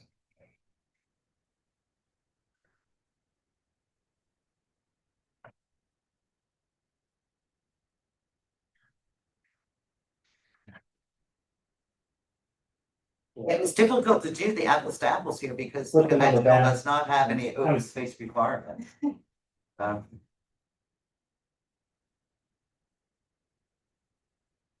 Back on the top ones, I'm sorry.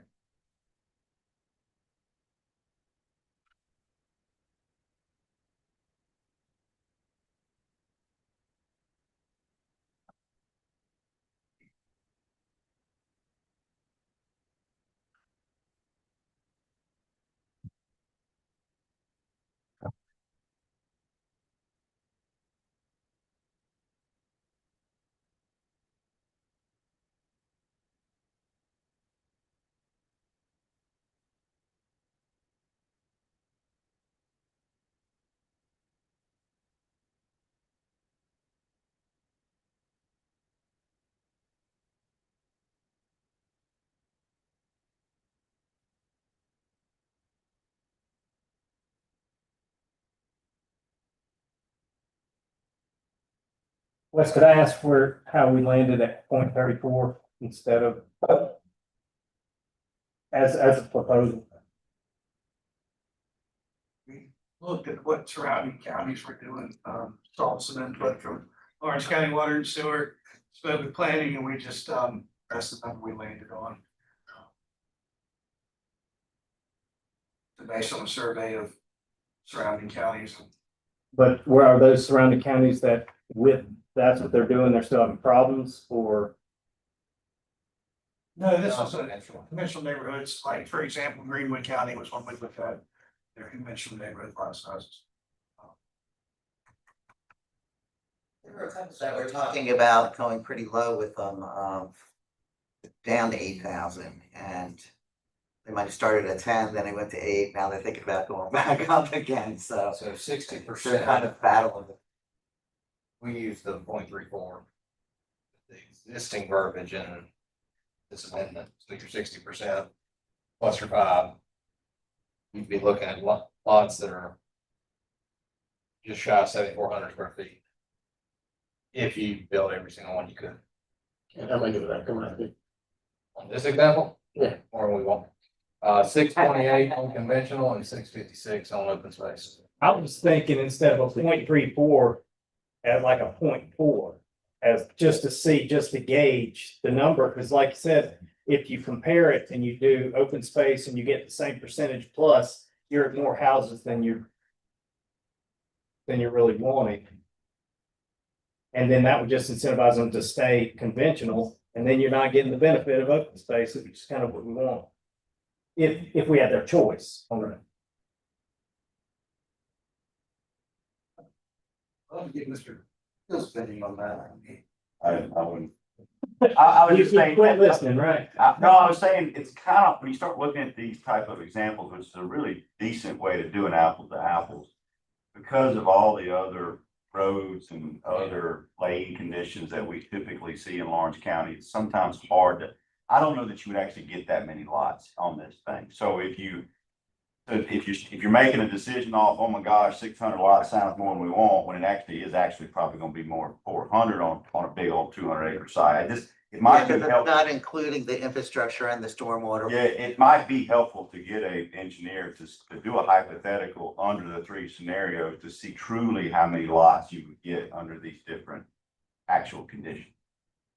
Is a builder gonna go the route of putting septic tanks in? Don't they lose part of their profit margin when they have to go put septic tanks in?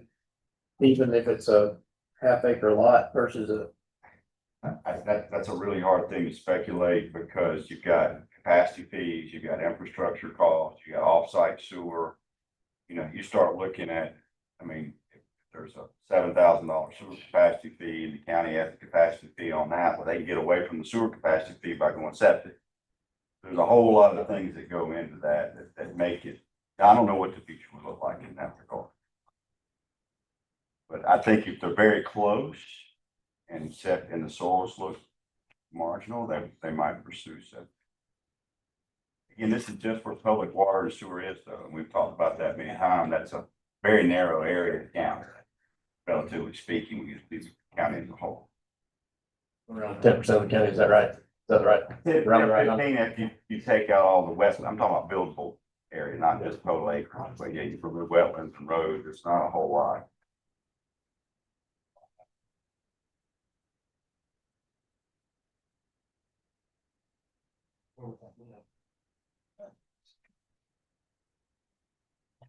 So if we went with the proposed and we capped conventional to say 100-acre lots, you couldn't build conventional on anything larger than 100-acre lot.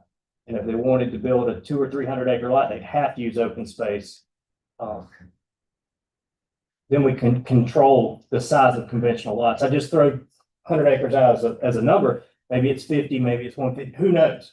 But if you cap conventional, then you don't have this runaway, even if we make conventional 0.34, the highest you could do is 100 acres. well, this layered approach, I think, is the right way. I don't think you can choose just one item and say we want to do lot size, or we've done that. I mean, that's what 926 has done lot size. And this one go. I think this layered approach, I think that's a wise element to add in there. 80-acre conventional would take 200 acres of open space, or no 200-acre open space would look like a 80-acre conventional, but you got all the woods to go along with it, basically. But that would live within 926, correct? You have to, let's see, come in. Just off the top of your head, what's the average project size for development? It's like 100 to 150 acres. Let's see, the last couple have been about 300 acres, 350. Cambridge Farms was I think that's 350. like 330, around that neighborhood. Cambridge, Yeah, 350. as far as the lots, It's trying to remember, I can't. So 300 acre, like building 120 acre. With these other, that's right.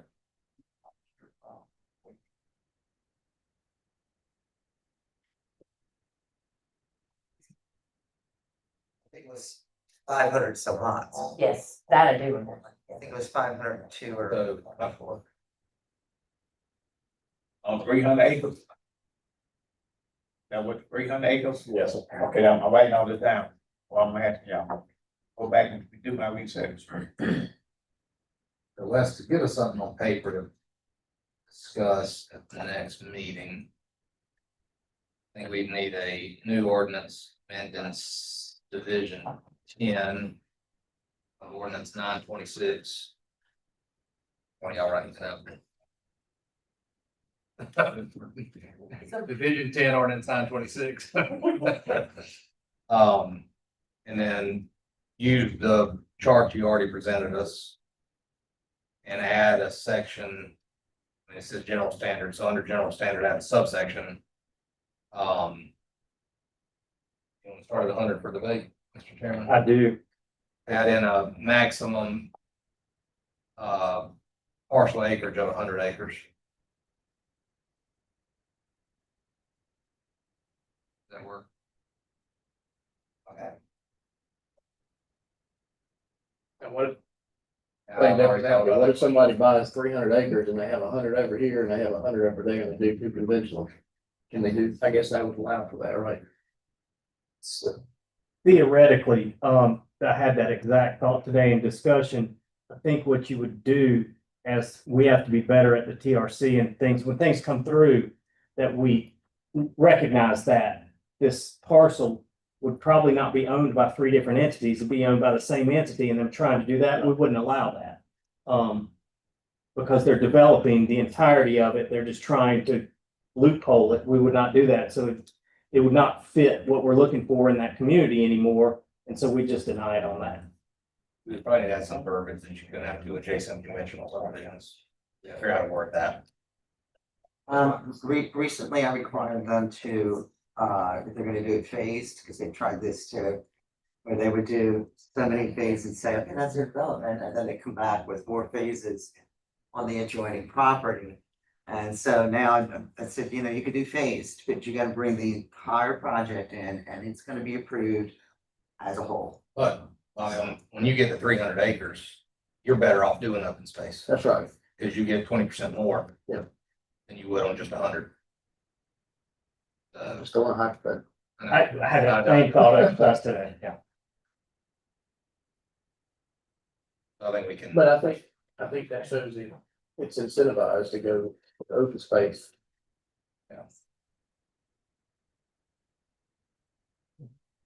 If they don't have water and sewer, then they're an issue. They have to do conventional. Yeah, that's what we're talking about. Conventional at 0.57. Or an acre if they're using wells.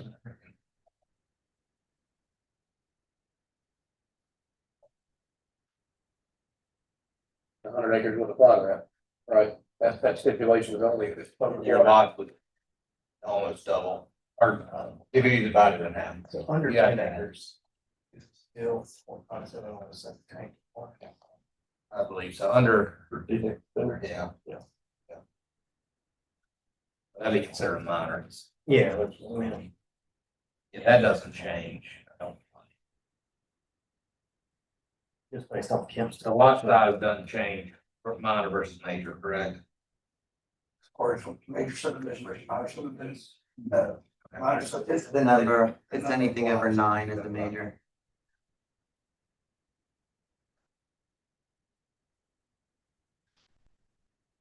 So if we have verbiage in there that if you're adjacent to water and sewer, you have to build to it. Whether it's, well, it would make no sense to, if we say conventional at 0.34 with water and sewer, and they're gonna wanna do that anyway.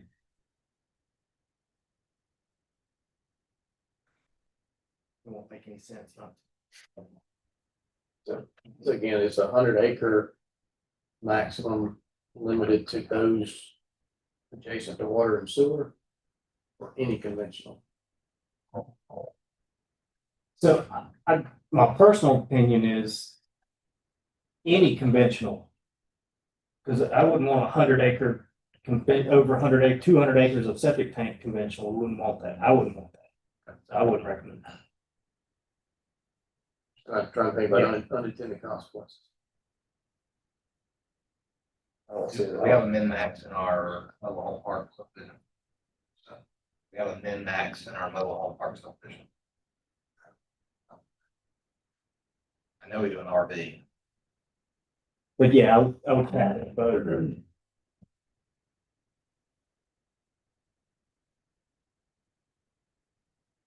You say you want to cap that one. Let me get this right, because I'm writing this down. Correct. Having the conventional subdivision size to 100 acre total parcel. But he said the mobile home and the RV. I was asking if they exist, like, he didn't know, we're gonna go look it up. Okay, okay, Because if we do, it should align. Okay, I got you, sir. Thank you.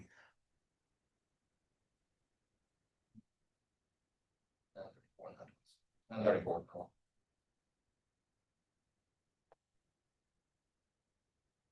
So does anybody have any other discussion as it relates to that proposed in front of you for conventional single family subdivision size, lot sizes?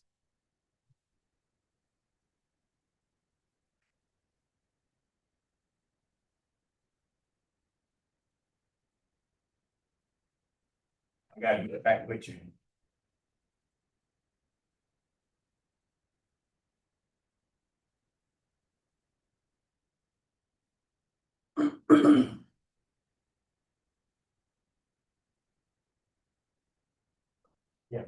All right. We're gonna go back. All right. Before we do that. Wes, we're gonna return back to discussion of ordinance 991. Okay, so if we remove that 40% unusable and we stick with 60, which is 50 and 10.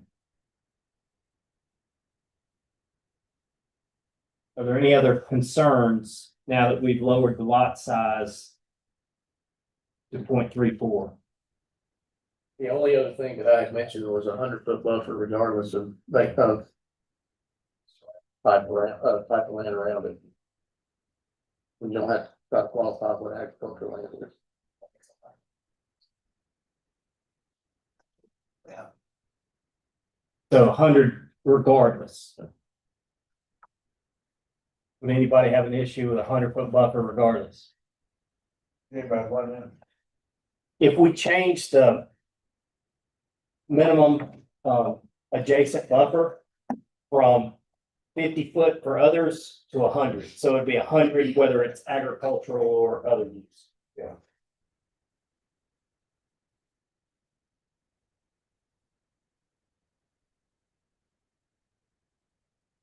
Not be anything else. So No, sir.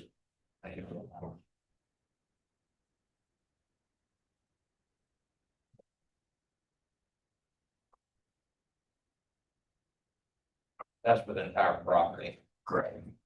That's the site. That's the perimeter site, yeah, your land use. We're gonna keep 50 on the street, Yeah, the front street. or you gonna go 100 on the street? I saw it 100 all the way around, because we're already on that one. Trying to We just saying, $100 way around, right? He asked me 50 on the street. $100 way around. That's what I was saying. Do that.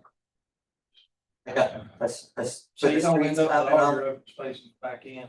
You have a streetscape zone, so 50% landscaped and then 100 total, or Say that again. you have a streetscape zone in front.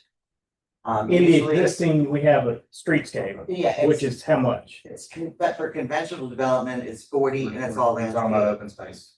So we're looking at 50% streetscape zone now.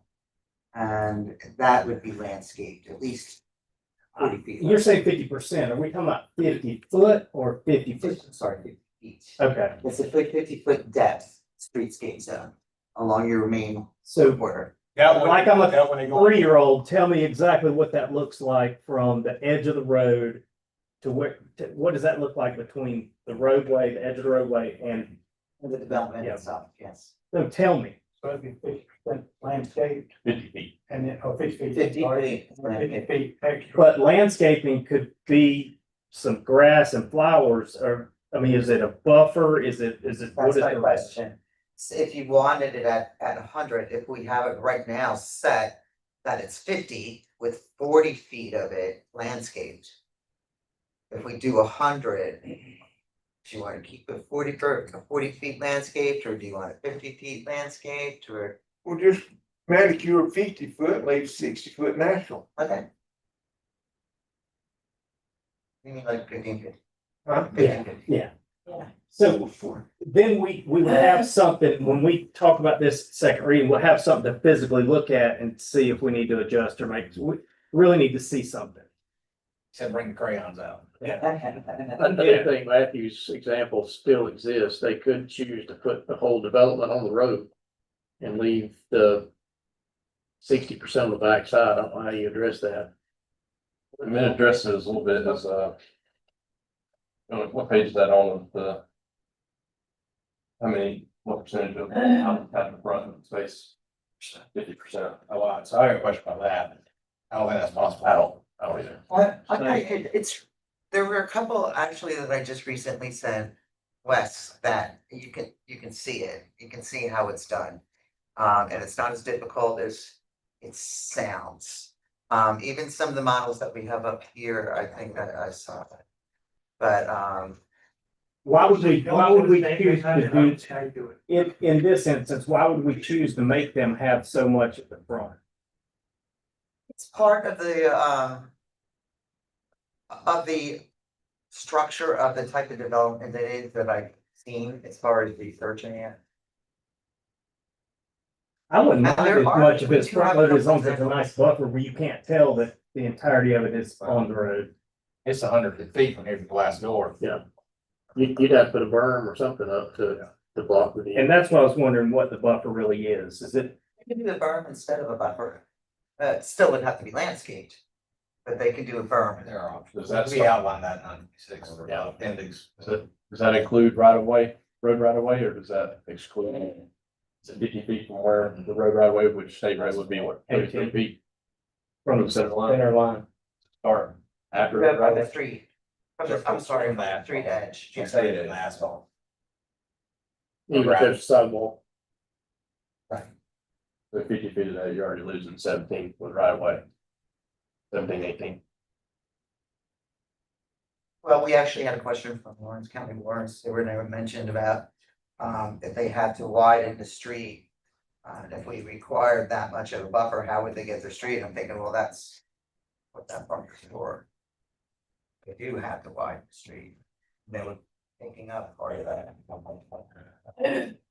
Unless we wanted to get crazy and go 500 feet.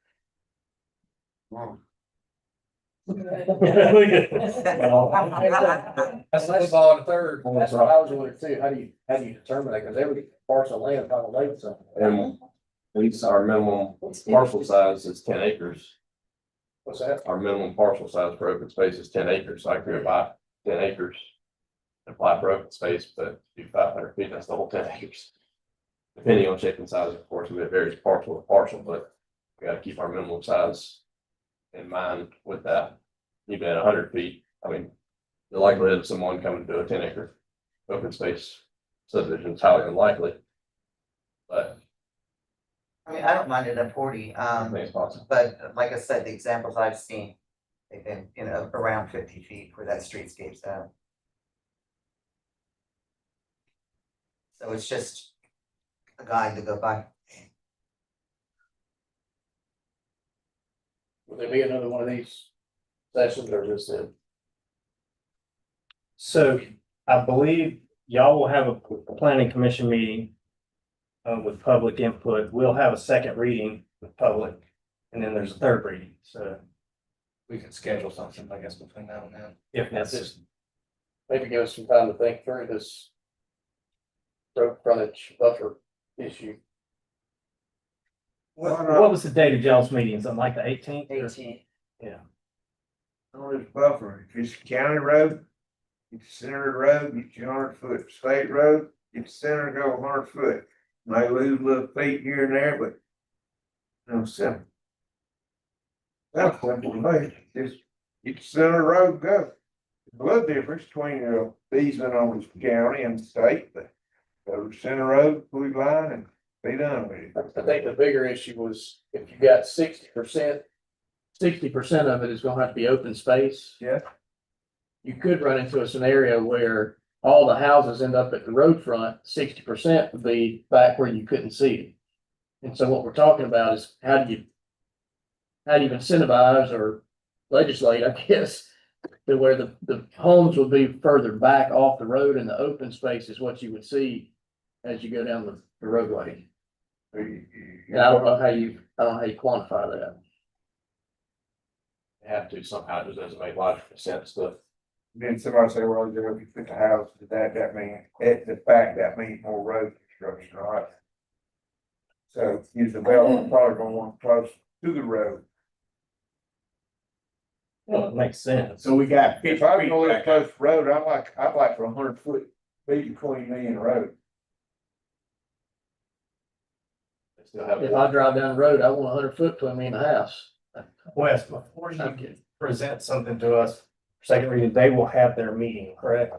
So yeah, we'll have another good conversation before he puts something down for us to put on.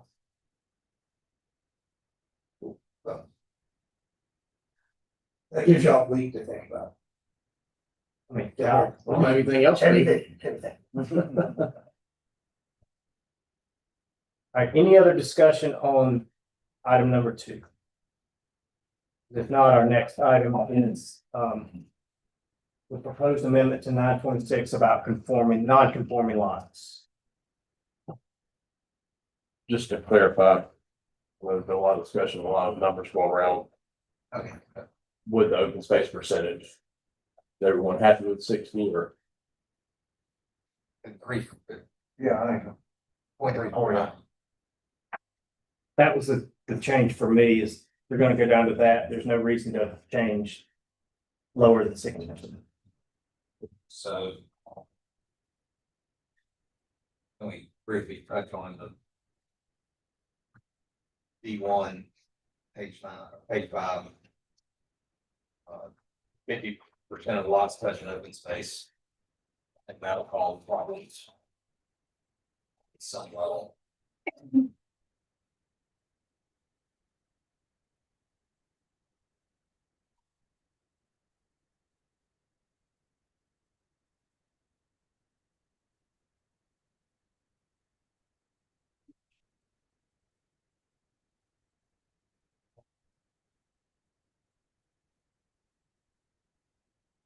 Even the example you showed us, Wes, doesn't meet that requirement. Picture you were showing us earlier of the differences. It doesn't meet the requirements in our ordinance. I'm glad. 50% of the lots touching open space. We've got a couple of concern. Yeah, but the one you showed doesn't, is what I'm trying to tell you. Yeah, Oh, it can be done. I have no doubt that it can be done. What I'm telling you is, one that was showed doesn't show it. And it's, I feel like it would be difficult. And your intent for doing that is to keep them more clustered together around the common space? They don't necessarily have to be clustered, and I think that's where a lot of people are confused sometimes. Is they think that they all have to be crunched in the middle or crunched over to the side. They can still be kind of spread out, especially if you're working around wetlands and other. It's just that, once again, you got smaller lots and they're not gonna be as spread out as a conventional development. So you could have, let's just say, one whole sack going one way, another one going another direction, and you're gonna have all those lots 50% on your open space, 50%. Maybe they can show us some examples to make more. Sure. 2 things, then while I was out, did we mention about the agricultural land definition? No, sir. Sorry, Well, we're gonna make it 100 foot for everything. or just the definition of what agricultural land means. You won't need it if you take that out. All property would be 100, so you wouldn't have to delineate between agriculture or. And then the 2-story built height. Issue right there. That's the 2-story built height, the new 2-story built height requirement. Does that include a walkout basement? That'd be 2.5 stories. Because if we're talking about the original intent for undevelopable land would be hilly theory. You could have 2 floors and then a walkout basement. So we're talking the front facing of the structure. From the front, where you pull in, can only be 2 stories, but That's how. if the grade goes off, it could technically be 2 Right. stories of basement. Right. I don't know, I'm Mr. Free. In measuring that from the surface, I mean, you would be measuring to the eave or? Well, I would measure to the bridge, top of the bridge. So, there's not a palette for talking about height. Yeah, we talked about that because, you know, if you had a house that had 8 foot ceilings, you know, stack that up, you may have a house with a low slope roof that's 25 feet tall. If you had a high pitch roof with 11 foot ceilings, you can get pretty tall pretty quickly, over 30 feet. Who would say 2 stories to the street? I think that makes sense. Notation wise, so. With the ownership of the open space areas. Mentions in one part, if a homeowners association is the owner. So if I'm a cattle farmer, could I sell 100 acres to a developer? To which they would develop 40%. And I could keep 60% in open pasture land. And be the owner of that open space. You could lease it from. See, that was my goal was from the get go. No, I mean, I'll go back to it.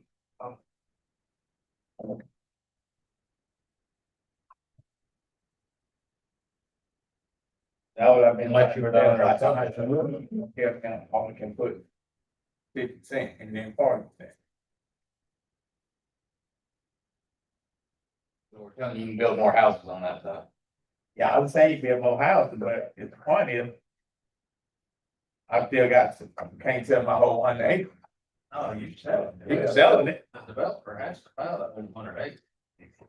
Or he can't do the numbers. He's got to have it on, you know. You can't build it. He's got to buy it all. And got the whole 100, but he only can put 40% on a house or something. Is it fair to assume 40%, you only build on 40%.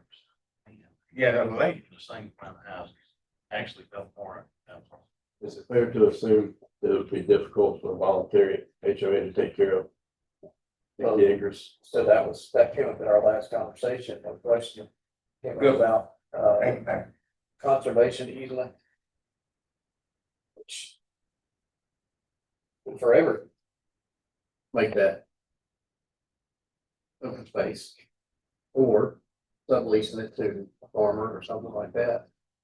I don't know if you have to have language in the ordinance to make that happen, I guess. As long as it's open space, it wouldn't matter, right? Well, it's supposed to be natural too. Yeah. If they not accurate. That was Tom's point. If it's HOA, you know, somebody's gonna have to get out there. Well, Push all it their could cuts. be. Somebody got to keep, that's what I'm saying. 60%, but if it's natural, then there's no maintenance to it. But your HOA did, we can hear about it. That was another question you came up with that I didn't get a chance to answer. Xander asked about mowing it. And I said, well, there are areas of the natural open space that you can mow, but if they're part of buffers. No, Can't cook. the buffers, yeah, have to remain undisturbed.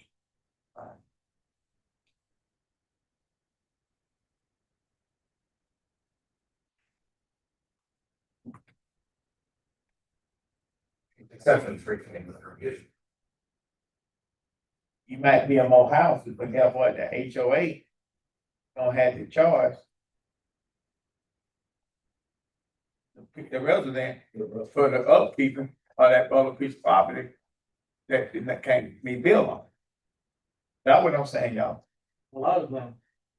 No, a lot of the land can't be upkept. It's gotta be kept natural. It's gonna be, I'm thinking, Road Park Trail, maybe some, I think we could. But for the most part, I think it's trail. I can only be 10%, yeah, only 10% required.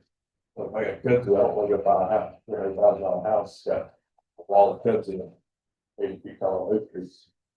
They'll have already bought it by that time, so it won't grow up before they sell it. So we're good. Yeah. All right, moving on to review of the planning commission's proposed amendment to 926 about non-conforming lots. Start off with the definition of what a non-conforming lot is. That's a lot duly recorded, the area, dimensions, or location of which were lawful prior to the adoption, revision, or amendment of the county's code of ordinances.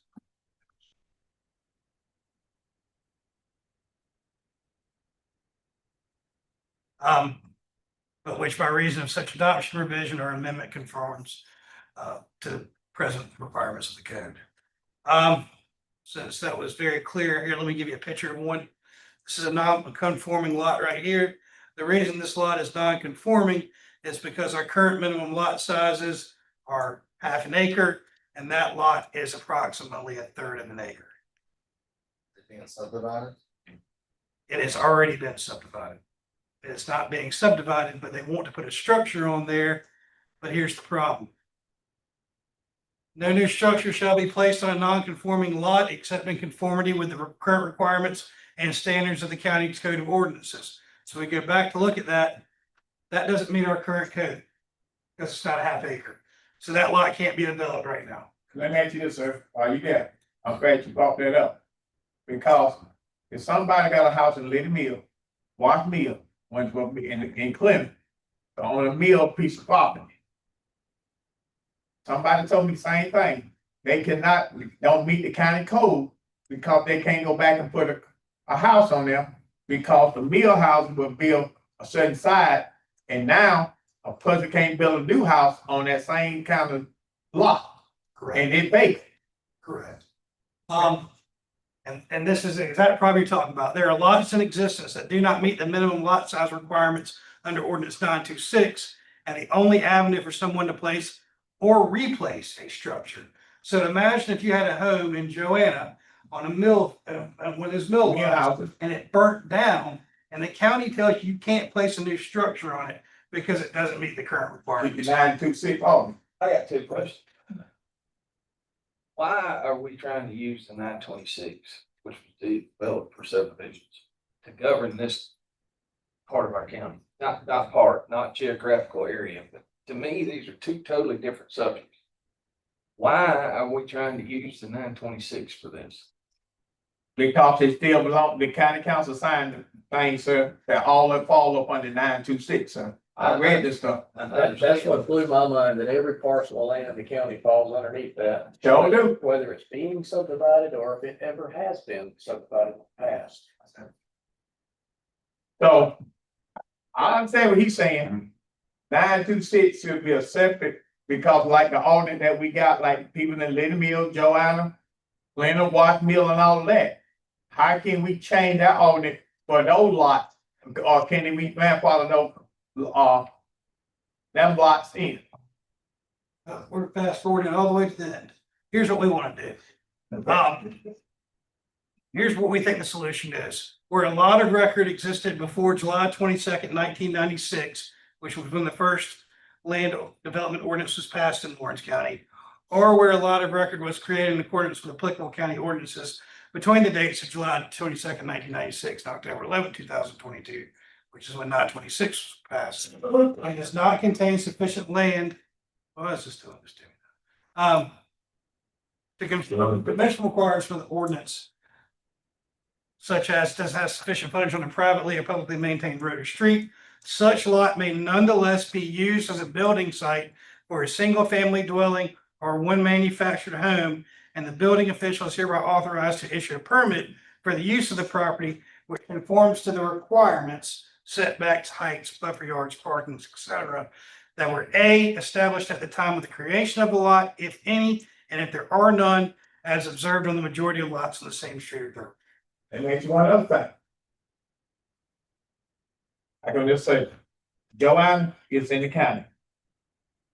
Liddy Mill is annexed into the city of Clinton. Watt Mill, is it still annexed into the county or Lawrence City? It's in the county. But you said, I'm trying to go with this, so I just want to make sure what I'm saying. Alright, because you still got to get the city, pick my Liddy Mill area, they're annexed to the city, so the city, they get their license from the city of Clinton. So do they fall up under, can Liddy Mill people who build a house in Liddy Mill had to go to the city to get their permit? Do they meet the same ordinance that family wrote back in 1996? No, they'll be governed by whatever the city does. We can't tell the city what to do with their land. I understand, that's what I'm saying. That's what because- you like, that we can't do. it. Okay, but I just want to make sure you see what I'm saying, because my people, I still got Liddy Mill there. Thank you. And Wes, this is on the lot, not who owns the lot, right? That lot can change hands as long as it's not subdivided again. This covers that lot. Correct. Correct, you're right. Which runs for the land.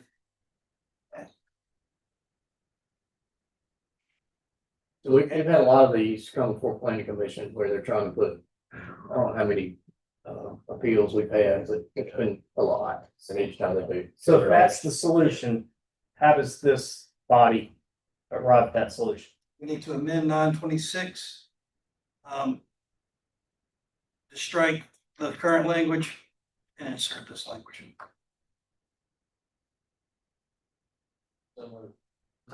Y'all have already voted in favor. And this is coming from a recommendation from the planning commission, because literally 90% of their appeals for last year have been on non-conforming lots. And the first time one came before them, their question to us was, why is this coming before us? Why are we not allowing someone to build on a buildable lot in Lawrence County? You follow under 926. This be the only changes to 926. Will be Absolutely. another. And we put it on the paper. Our motion. We're not taking any We motion. can't take any action. Well, I will certainly draft an ordinance to put that in front of you all here. So, but knowing that, we won't just cherry pick one thing. If there's substantive things in 926, we need to address the entirety of it.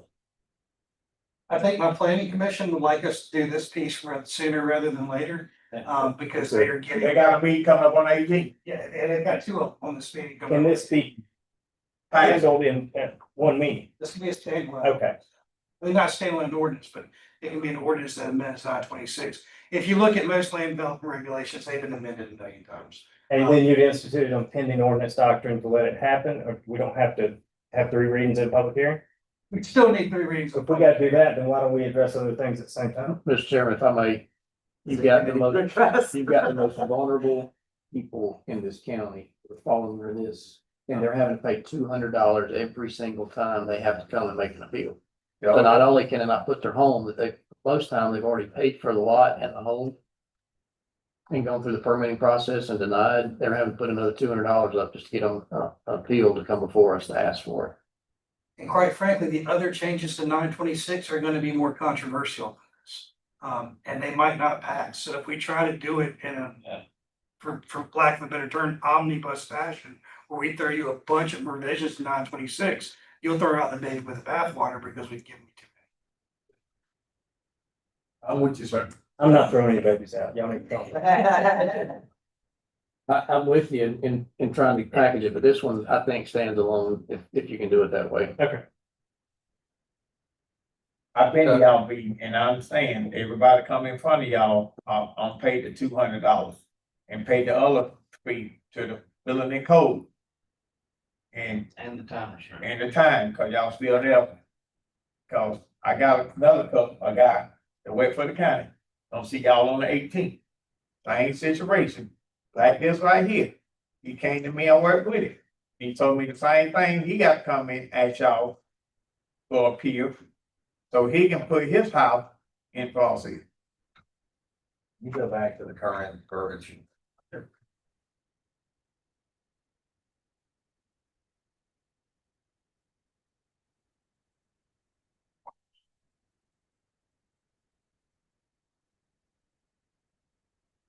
Explain to me the top box. So this says what we want to say, subject to all limitations, any non-conforming lot may continue without changing boundaries and may be utilized or developed. That portion's fine.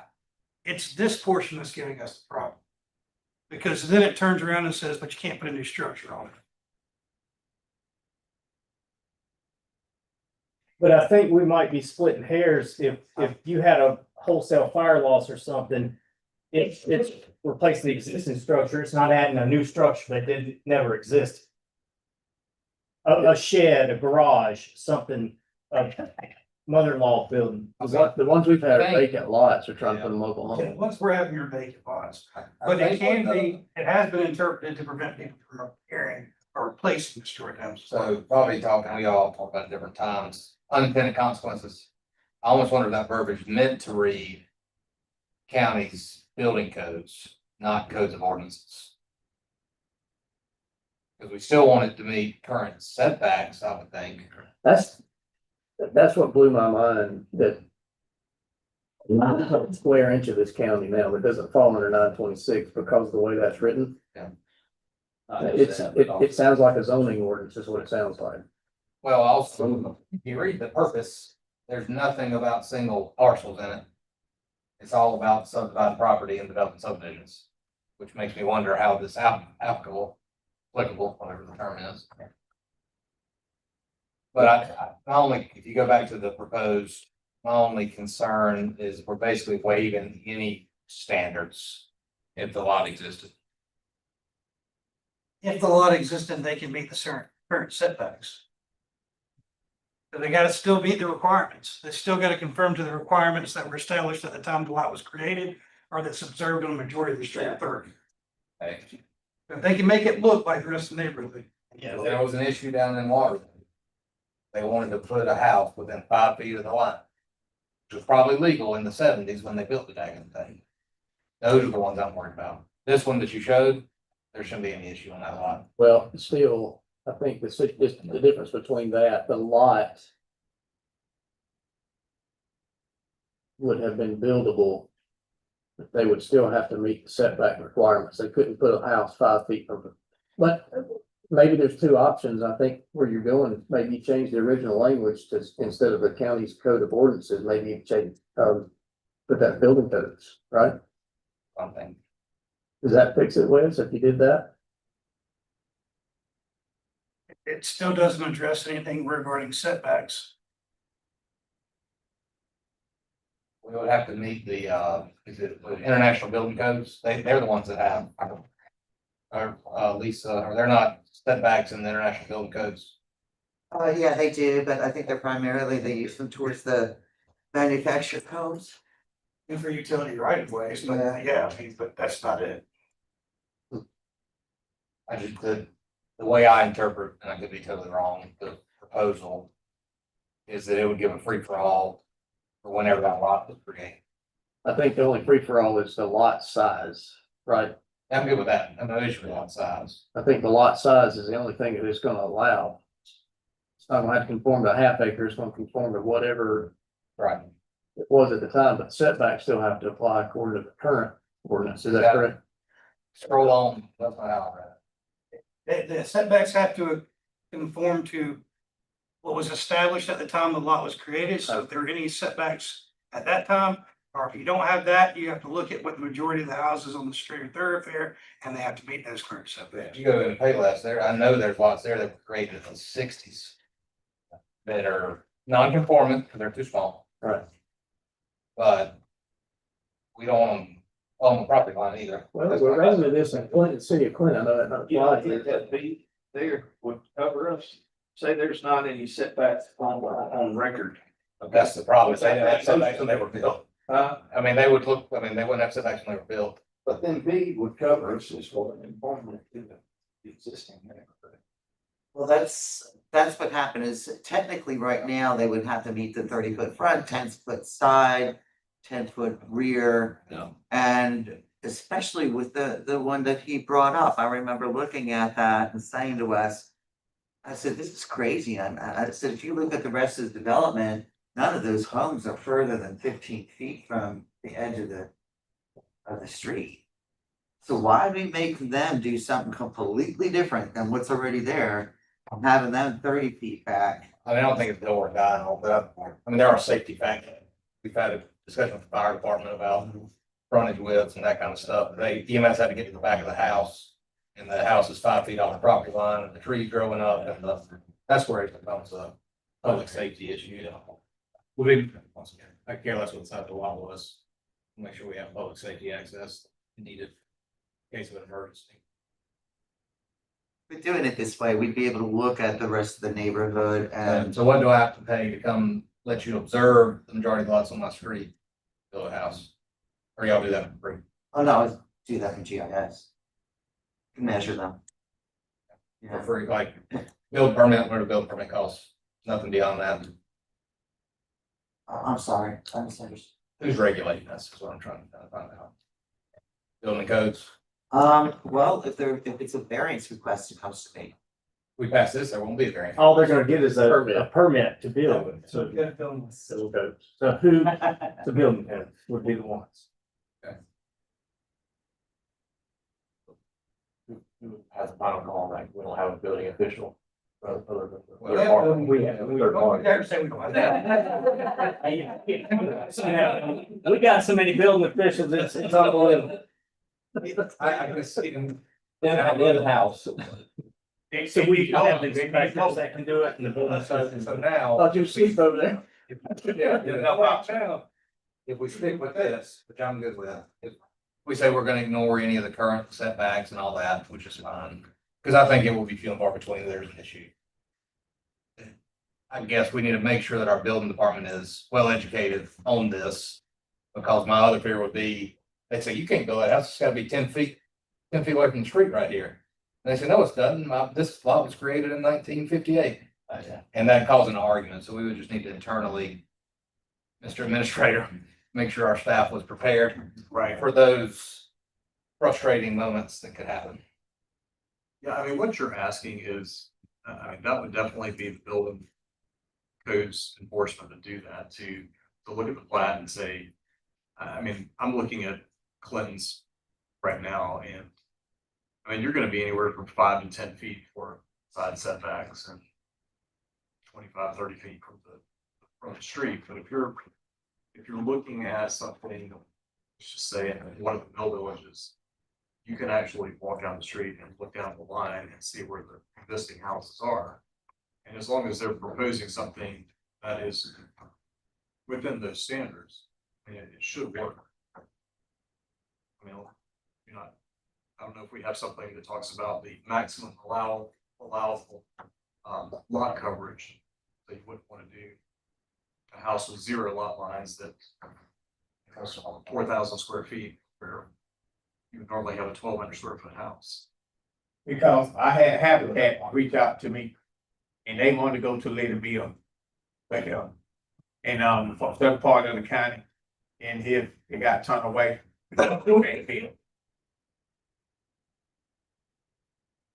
Anybody else have any issues with the continuance of not forming lot solution provided? If not, the last thing that we'll actually take action on is motion to adjourn. Information, Yes. before we do that, I know we mentioned, separating these and not consolidating the issues or omnibusing the issues. We mentioned doing this separately. If we do this separately, will those other concerns we were talking about, will those be grouped together or are we gonna do it individually? So I would, this is me speaking, I think since this has been relayed to us as almost emergent needs because of what it's doing to our citizens, as soon as this is solved, if we want to then look at beginning a robust look at the entirety of the thing, we can do it at that time. Right, so our plan is not to separate each issue. I think it was clearly not well received, so we'll just stick with this solution. And then the further solutions that we're gonna look at, those will be to group together. Yes, sir. I got you. That clears it up. Okay. There is a motion to adjourn. Is there a second? Second. Any other I will. All those in favor, please raise your hand. All right, thank you to the planning commission.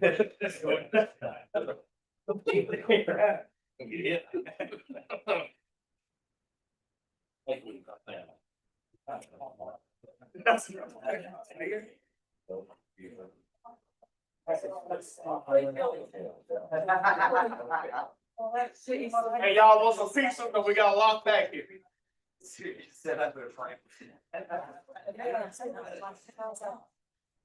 Y'all want pizza? They got some 8 box, 9 boxes back there.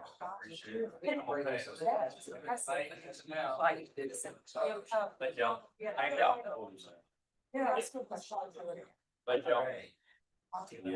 Thank you, y'all. But,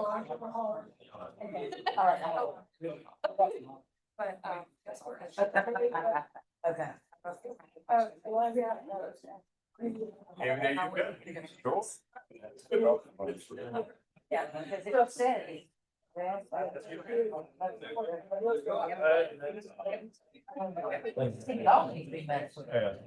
the biggest, you got the big houses.